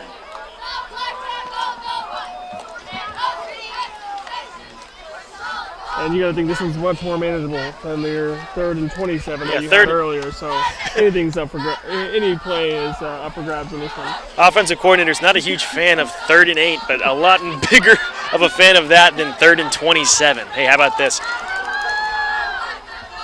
Weigman in motion. Snap goes over the quarterback's head. He's just going to go ahead and fall on it. A lot of black jerseys were charging him. This one will get pushed all the way back to about midfield where the logo goes. We've seen a lot of plays like that from Ore City, and Union Grove's been very disciplined, handling the slap, and just So the plays positive. That's one of the few times where they've been caught slipping, I guess. Yeah, and you know, that'll be one of the few times that we've seen Union Grove stop tonight. Back to catch, back to receive the punt. Just the second time our punter's been out here. Kyler Rowe. They get the punt off. Might have been a little tip there. Rowe fields it around the 20, makes 2 men miss, stays on his feet, gets to about the 35-yard line before getting pushed out of bounds. 7 seconds left to go in the third quarter. So Ore City, I mean, you know, they kind of gave you that one. Union Grove did with that bad snap, but I mean, you gotta like what you're seeing from the defense so far. Just can the offense get in rhythm with them? It's so important to capitalize on momentum when you have it. You know, at this point in the season, you know, people start getting tired, especially these teams. They haven't had a bye yet. They have 7 straight games, 3 straight district games, in a game where you're kind of getting punched in the mouth a little bit right now. The scoreboard is a little bit demoralizing, especially when you do certain things to yourself, like, you know, a lot of penalties that cost drives and things like that. So when you have momentum like this, you got to capitalize on it to keep your head in the game. And here's the first play of this drive. Goes straight up the middle. Cole Peeler. Huge 15-yard run there for Ore City. There it is. There's those momentum drivers keeping it alive. And Ore City strikes me, I mean, they've tried to look downfield a little bit more where, you know, a pass or two could possibly get you right back in this ballgame. Yeah, you know, and they haven't seen them run straight up the middle, and Union Grove calling timeout there, maybe keeping that momentum in check. Don't let them get hot. Yeah, kind of like in basketball, you know, when you're going on a run, and maybe it's an 8-hour run, maybe it's a 12-hour run, you got to take that quick timeout, just get your players together. Hey,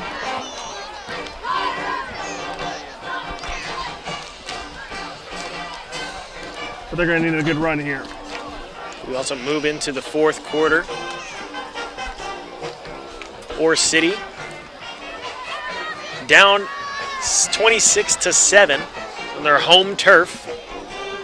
I've been Jimmy Searfoss with Robert De La Garza, here with the CBS 19 Stream Game of the Week, kicking us off here in Week 7. So where does Rebel Stadium match up with some of the lovely East Texas stadiums that you've been at for your Thursday night streaming game of the week? I mean, like we mentioned during halftime, this setup is very nice here. We're able to be in the stands but have our own little secluded spot. Right on the 50-yard line, can't complain.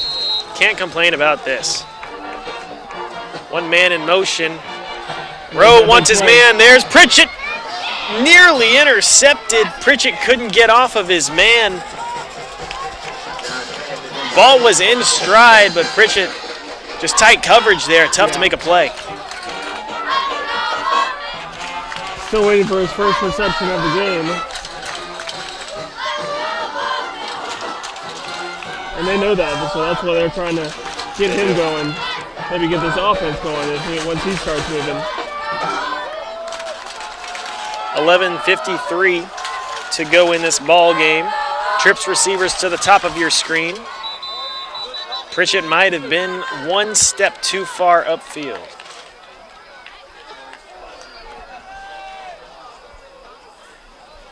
Gonna call a false start on Oak City.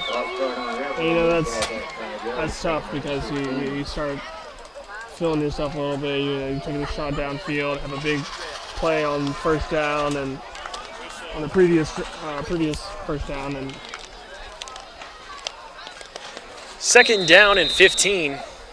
but that goes to what we said about shooting yourself in the foot this game. 1 step forward, 5 steps back. Got a pause of the ball game. There we go. Well, back to it. 2nd and 15 for the Rebels. Hand it off up the middle. There's Cole Peeler peeling off 6. Gets back to the original line of scrimmage, just about. I mean, at this point, you're looking at 4-down territory, and I think the rest of the game is going to be 4-down territory. Yeah, you got to start putting points on the board here. They haven't scored since the 1st.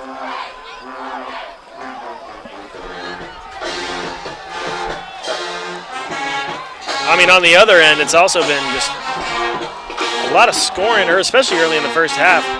Union Grove struggling to score a little bit as over the middle, there's the big man, number 6'4", number 4, takes quite a few white jerseys to bring down Mikey Wilkerson.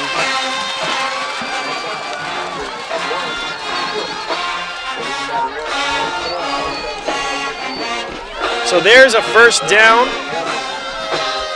Now they got to keep this going. No more penalties.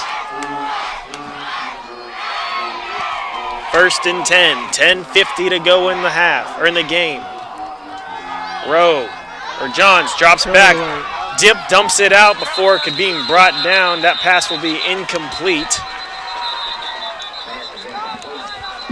Not only was there nobody open, there was everybody on top of him. It's going to be Carter Lampkin who he threw that ball to, and he was there in the perfect spot at the right time, because otherwise, you know, we're looking at intentional grounding and looking at a sack and putting yourself back deep just after getting that first down. That's what they're talking about a little bit.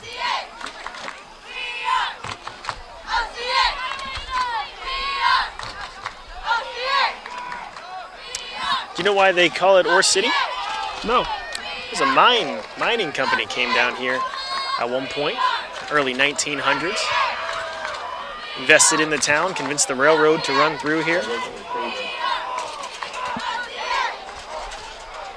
City Sioux Falls, not only the ball knower, but a little bit of history. Yeah, a little history guy, you know.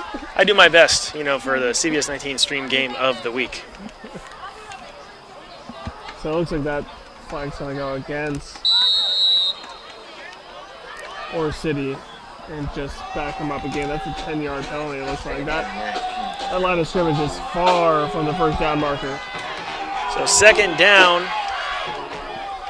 And yeah, there we are, already further down. The screen to Rowe. Rowe turns it upfield. Picks up about 10 yards.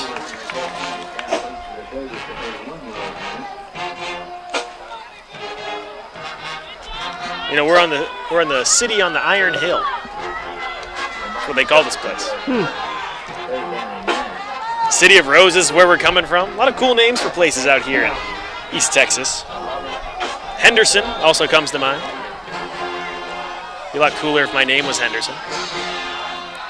Johns drops back, rolls out to his left. Couldn't find anyone open, but he's got some open grass ahead of him, but we might have a hold here on his favorite target. Tyler Rowe might have been a little handsy. Yeah, another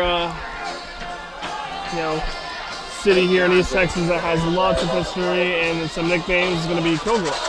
Kilgore, yeah, great name. Yeah. A lot of oil history out there. The richest acre is what they call it.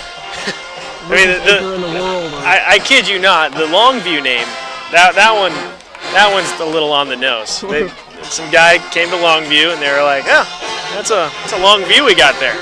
And that is how it happened. At least if the story that I'm aware of is correct, that's how that got there. 10 minutes exactly left to play in this ball game. Sure, we got some crazier names here in Texas in Longview. Robert De La Garza. Holding on the defense this time. Let's see what you did there. Yeah. Holding on the defense this time. Finally catch a break. Hey, the chains will continue to advance here for the Rebels. First down and 10. You know, you gotta love the referees and what they do out there, but this is almost feeling like a college basketball game. You know, a lot of fouls. A lot on of these fouls, teams. yeah. Robert De La Garza will put him down for referee lover. Big fan of referees, Robert De La Garza. I'm going to keep that in mind next time we're watching a football game. Remember, you like referees? First down and 10. As long as they're not against my team, you know, they're doing just fine. Hand off to Beasley. This time Why wrapped not? up quickly by white jerseys. Why not? In scoring position, Yeah, deep yeah. inside their opponent's territory. Hand off to the big guy. He's done nothing but give you positive yardage. Punch it through.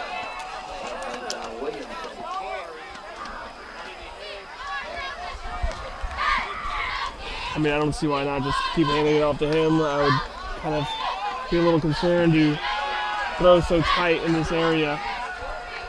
That's some quick passes. They going back to Beasley, who gets hit once, Going keeps to- chugging along. Nearly gets there, not quite, nearly gets there. Fans want to see a little bit more of that. Finally get in the end zone. Think they do it for a third time? Why not? They're on the 4. Was good enough for a first down, so they got a fresh set. Beasley still on the field. Johns with Cole Peeler to his left. Beasley to the right, goes with Beasley. Shakes one tackle, continues through. Backwards rolls somersaults, not quite into the end zone. Now, that was an easy opportunity for a tackle for a loss, but, you know, any other running back probably you make that tackle, not Beasley. Yeah, you know, you're going to need at least a few buddies if you're going to bring him down.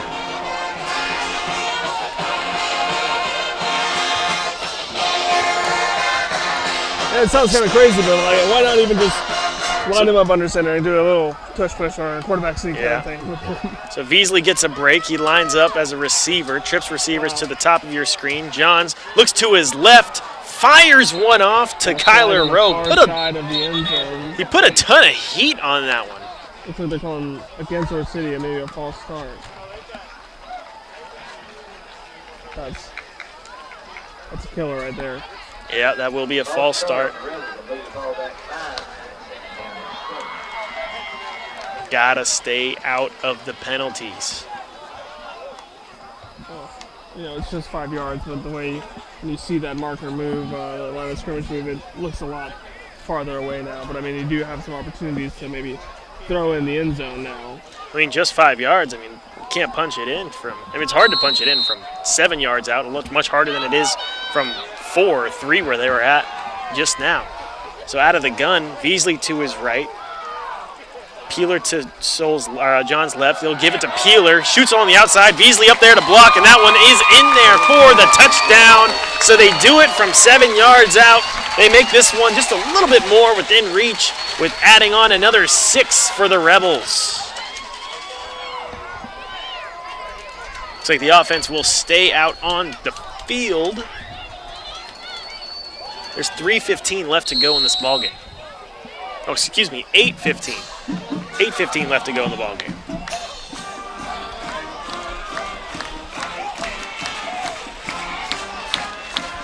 Orange City was 0 for 2. Beasley lined up on as a receiver again. 4 receivers. Looks like he wants to get it out. This one's intercepted. There is a flag on the play. Johns keeps zipping that ball. Yeah, I mean, you would think kind of to throw it up there a little bit, you give the receiver some time to locate it.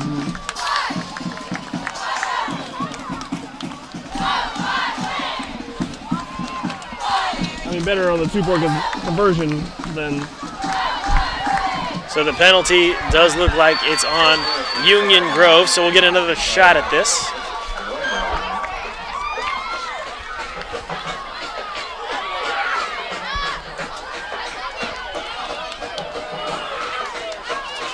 Take two.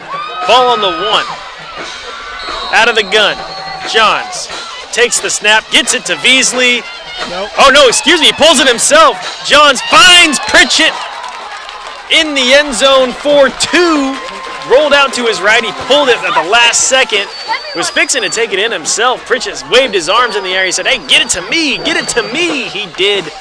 All of a sudden, it's 15-26.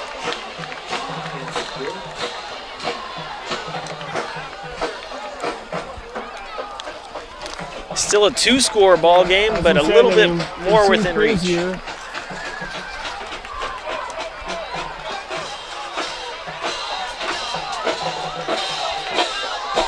Finally, you get some help from the offense. The defenses, as we mentioned, held Union Grove to no scores this half. Well, you got a little over 8 minutes to make something happen here. You got to get off the field, maybe get a turnover. Or too early for onside, maybe? Yeah, it depends. Union Grove hasn't been scared to put the ball on the ground. Mm-hmm. They opened the half with it. So for the second time tonight, Dominic Ramos here to kick it off.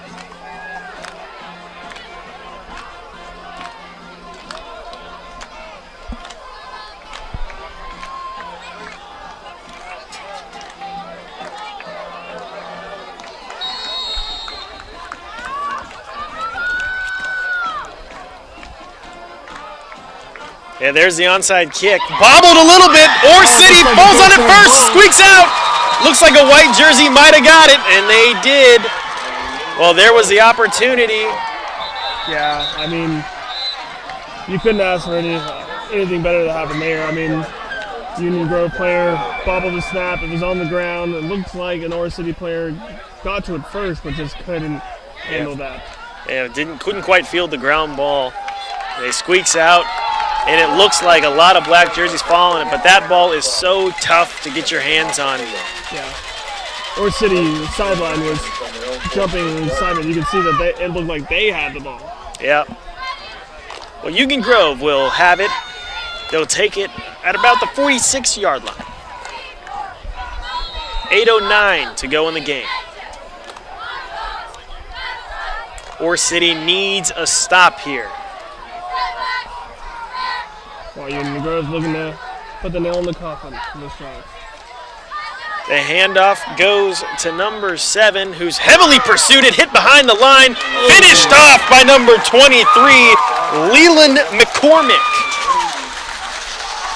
Yeah, it looked like that defense is kind of waking up this half, and especially there, you can see attack the ball there. One guy put a big hit on him, and then just couldn't really wrap up, and there was a teammate there to help out and finish that play off. Yeah, great two-man effort there. That one sets them back 5 yards. Orr City 2nd and 15 coming up.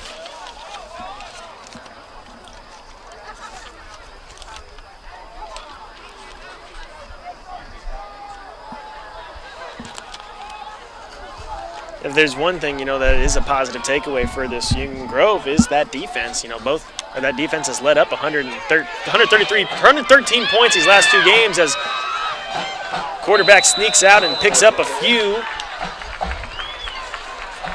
Okay. Make it about a 3rd and 5 situation, but the defense for Union Grove has been a lot better tonight.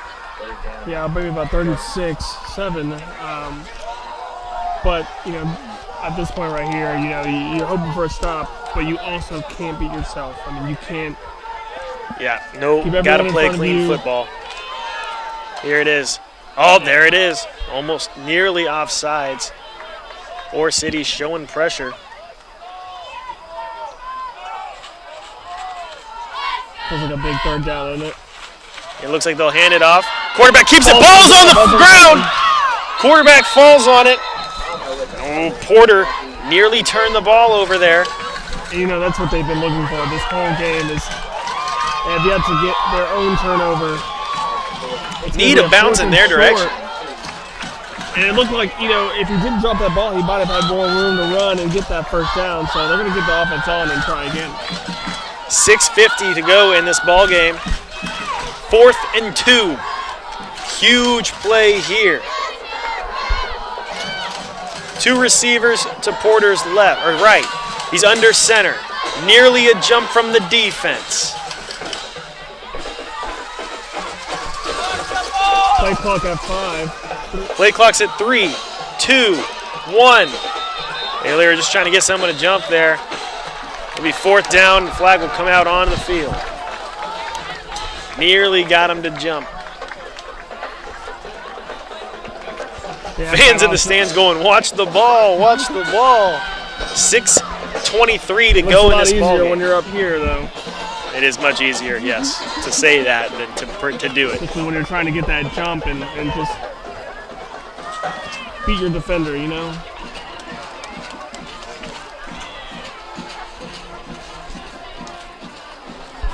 So it looks like a timeout did come out in time. So there will not be a penalty. It'll be 4th and 2.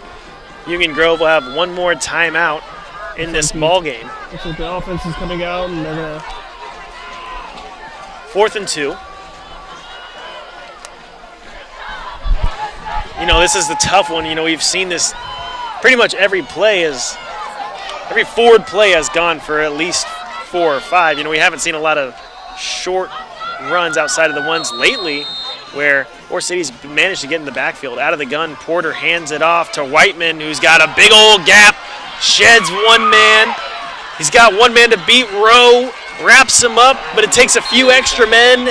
That one takes him downfield, and all of a sudden Union Grove's knocking on the door. Big old gap there for that offensive line, and that forced fumble that was recovered by Ore City, or recovered by Union Grove, biting them in right now. Yeah, but Ore City was able to hold them in this same field range on the other side of the field in the previous quarter. See if they can do it again. Oh, I think.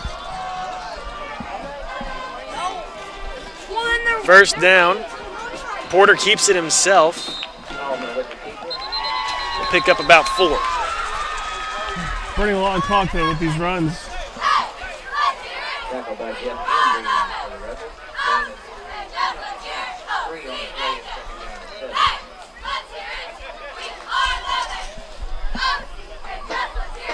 Clock is running, 6:20 to go in the ball game. Ball's on the 25-yard line of Ore City. It'll be 2nd and 7. Lions in no rush to get to the line. 6 seconds left to go on the clock here. The clock does hit 0, and the flag will come out. Delay a game. So it looks like we will see a delay of game penalty here. 4:55 to go. If I'm Ore City, I'll take that. I mean, I don't know what the confusion is for Union Grove. I mean, just kind of run the ball, hand it off right now. Not much to think about. You have the score and the clock in your favor.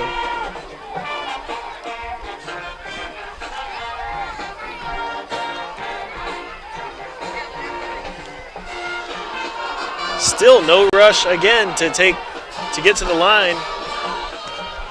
The clock reset just now. Play clock, that was a little odd. It's winding down to 0 and it just resets here now. So 13 to go and they're getting back to it. 3rd and 12. Snaps a little high, hands it off. That's number 0 running through the tackles here, Cole Sermon. Pushing through, they're getting the signal for the first down.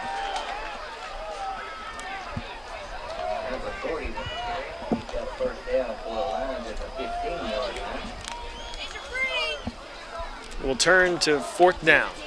inside 4 minutes.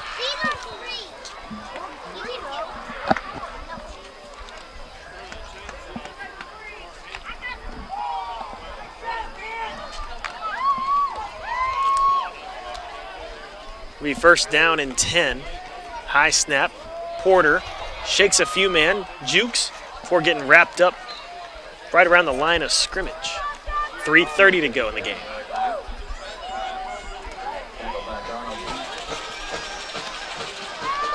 Ball will be placed right around the 11-yard line.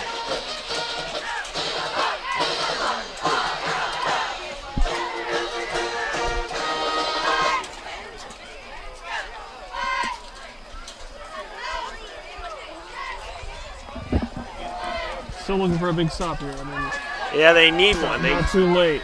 need a stop. Snaps consistently high. Porter pulls it back, keeps it himself before getting wrapped up. That didn't go anywhere.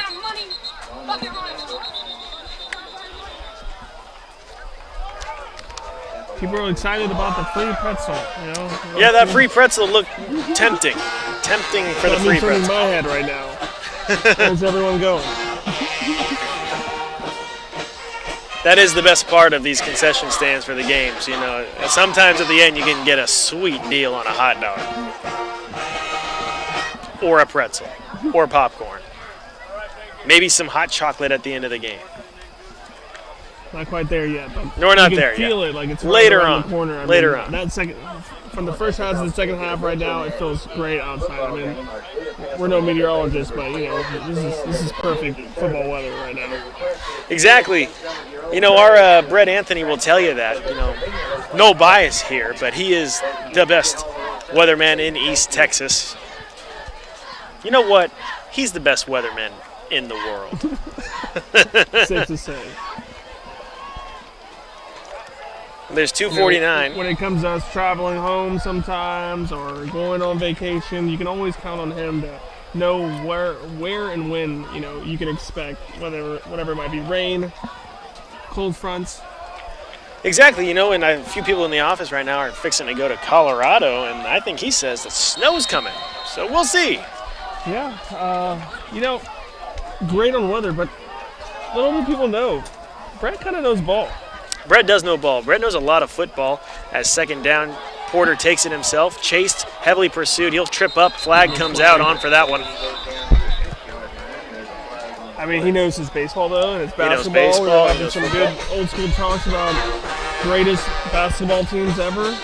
Big time Kansas City fan.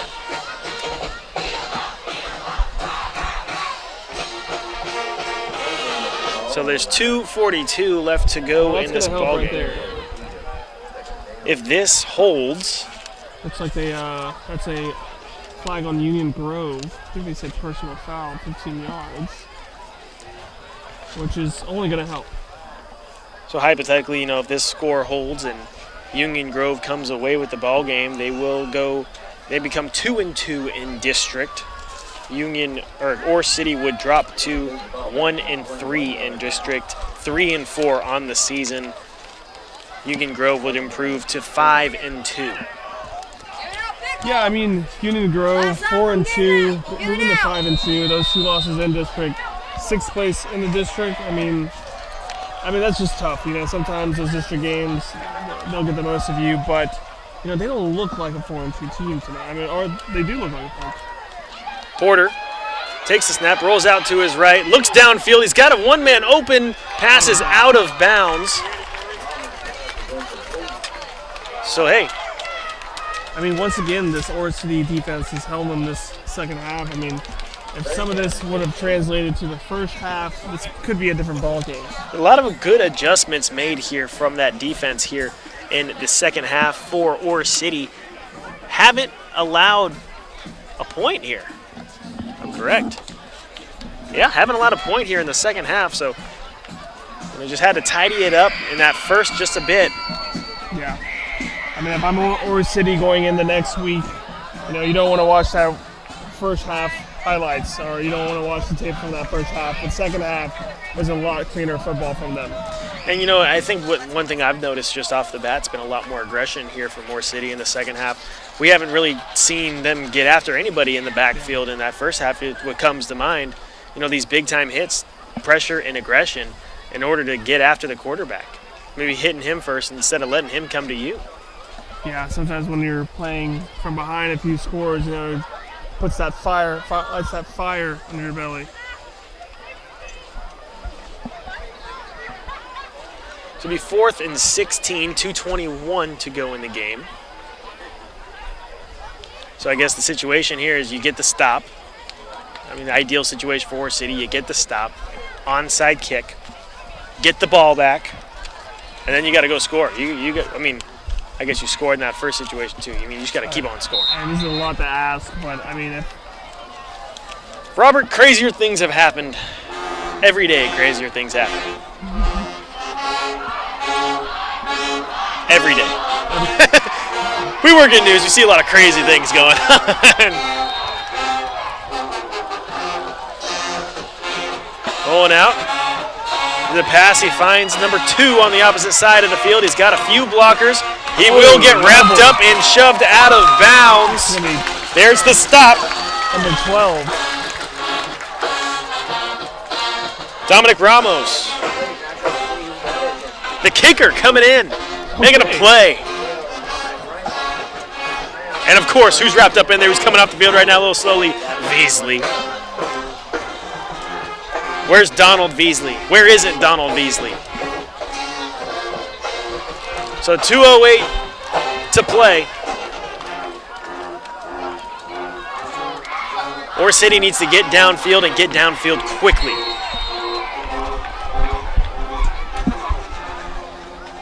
If the score holds, I mean, who do you like as, you know, we don't normally do players of the game kind of thing, but I mean, on Union Grove's side, who do you have to go with? You know, the quarterback's been such a big playmaker, but I think I'm going to go with Hudson Whiteman. You know, he's gotten in the end zone at least a few times tonight, and here's the pass is going to Pritchett. First completion of the night for him. It will go for a first down as the offense will start to hurry up. Yeah, just too late for Pritchard. I mean, one of your leading receivers, and just he's been shut down all evening long. Someone I was excited to see on both sides of the ball make some plays, but just never really panned out for him. And will be a timeout called here by Moore City. He had a game-winning touchdown against Hawkins a couple weeks ago, Pritchard. 2 minutes on the clock here. Pritchett, yes.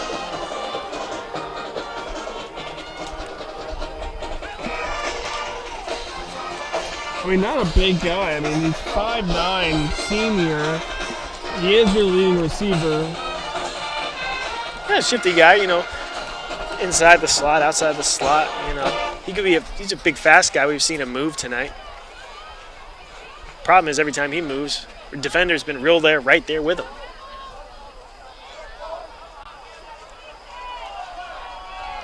We've seen a lot of, maybe this is a good time to go to Cole Peeler. You know, he's been very active on this offense, with Pritchett not really being a factor. I think they're going to go with the screen here, but over the middle, there he is. Strong pickup there from Jackson Redmond. He nearly led his man right into the arms of a receiver, and it was nearly a very big hit there. That ball too. I mean, with two defenders, you know, he knew he was going to get hit there. But put it in the breadbasket and just hold on for dear life, basically. Big time slinging there for Blake Johns. First down and 10. Here's a flag. As you mentioned, you know, 2 steps forward. Can't put two plays together without a penalty. There's a false start on the offense. Coach is not happy. At this point, you know, 1:38 left in the clock. You do have the ball. I think this is just a moral touchdown you got to get right here. Just to, you know, say, hey, we were able to fight back a little bit. Our defense held us in this game in the second half. One thing, I'm just interested in the penalties. How many penalties for how many yards tonight? Yeah, both these teams. I mean, you know, like we said, we love our refs, but you know, you don't want them to get too involved in these games. Who's we? I don't know if it's kind of like, you know, coaches can't really say bad things about the refs. You know, that's why. Refs are there to officiate the ball game. I think I am opinionless on refs. So it'll be on the 50. Ball's on the 50, 1st and 15. I mean, easy way to say is I think these refs' arms are going to be hurting in the morning. I guess. I guess so. I'm throwing those flags all day. They got some laundry to do for sure. Have to ice that down. I guess so. 1:38 to go in the ball game. Still some orchestrating going on, just trying to figure out what time is left. If we can get this game going again. You know, you got 3 defenders back deep, but not too deep. I think you could I would take a shot here right now on 1st down. Yeah, find something over the middle here. He hits his man Kyler Rowe in the hands. Rowe not able to fall down with it. He's 2nd and 15. No, I'd like to see them work these sidelines here. I know Pritchett hasn't had a great game, but still, you know, try and find something downfield to get you in the end zone quickly. I mean, I think if that's the case, you got to find Rowe. Just let Rowe down the sideline. It's something that they've done a few times tonight. And Johns rolls out of the pocket, directing his man. Wants to throw it, but he's going to go squeak outside right around the line of scrimmage. The original line of scrimmage. We will have 3rd down, 1:12 left to go in the 4th.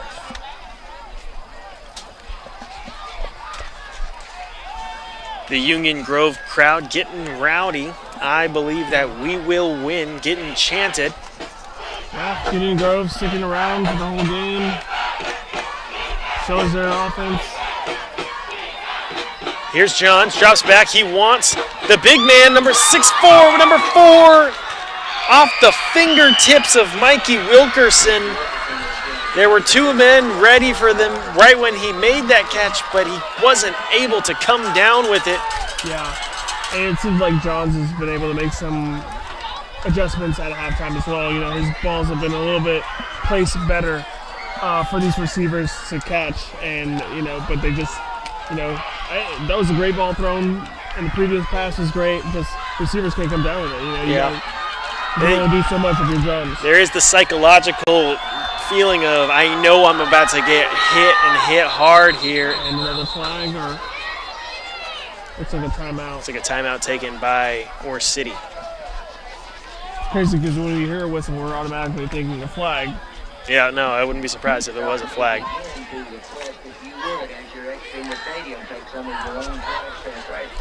1:05 to play. And it's tough, you know, when we know that they're going to pass. You know, they got to be one-dimensional at this point. Because that's the quickest, I mean, just it's the quickest way to get downfield, get into the end zone. We haven't seen them have a ton of success like Union Grove has on the ground. And on the ground, it runs the clock. So you kind of forced your hand here. And they can just kind of sit back and play zone. Well, I mean, Union Grove, haven't really seen them in the air very much. And if it was, it's little screen passes, nothing deep downfield. Just, you know, a great way to protect the ball, but also just, they've had just great success on the run and just felt no need to abandon it. So 4th down and 10. 3 receivers on the lower part of your screen. Blake Johns under center. He wants Pritchett. Pritchett hit hard, intercepted off the tip. That's number 14 for Union Grove. And that one will be the ball game. Andy Peck coming up big. Cody Nutt, who put the big hit on Pritchett. It looked like he was going to come down with that ball. Pritchett's still down on the sidelines right now, but I mean, he laid down the hammer on, and that was Cody Nutt again. 48 tackles on the year. Had a couple big plays that he's made in the defensive side, but I mean, wow, just right when you need it. You know, we've seen that a few times in these last few. I mean, you just get hit hard over the center, and it's just hard to come down with that. It's hard to walk that off as well. Those last few balls, bit of hospital balls there, leading them right into the defender there. But, I mean, at that point, where isn't a defender, you know?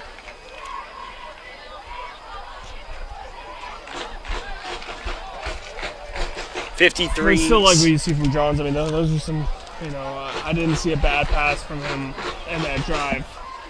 Just kind of unlucky at times. 53 seconds to play. Can't imagine Union Grove running anything other than the victory formation here.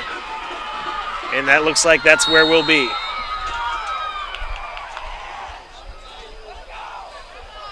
They'll kneel it out.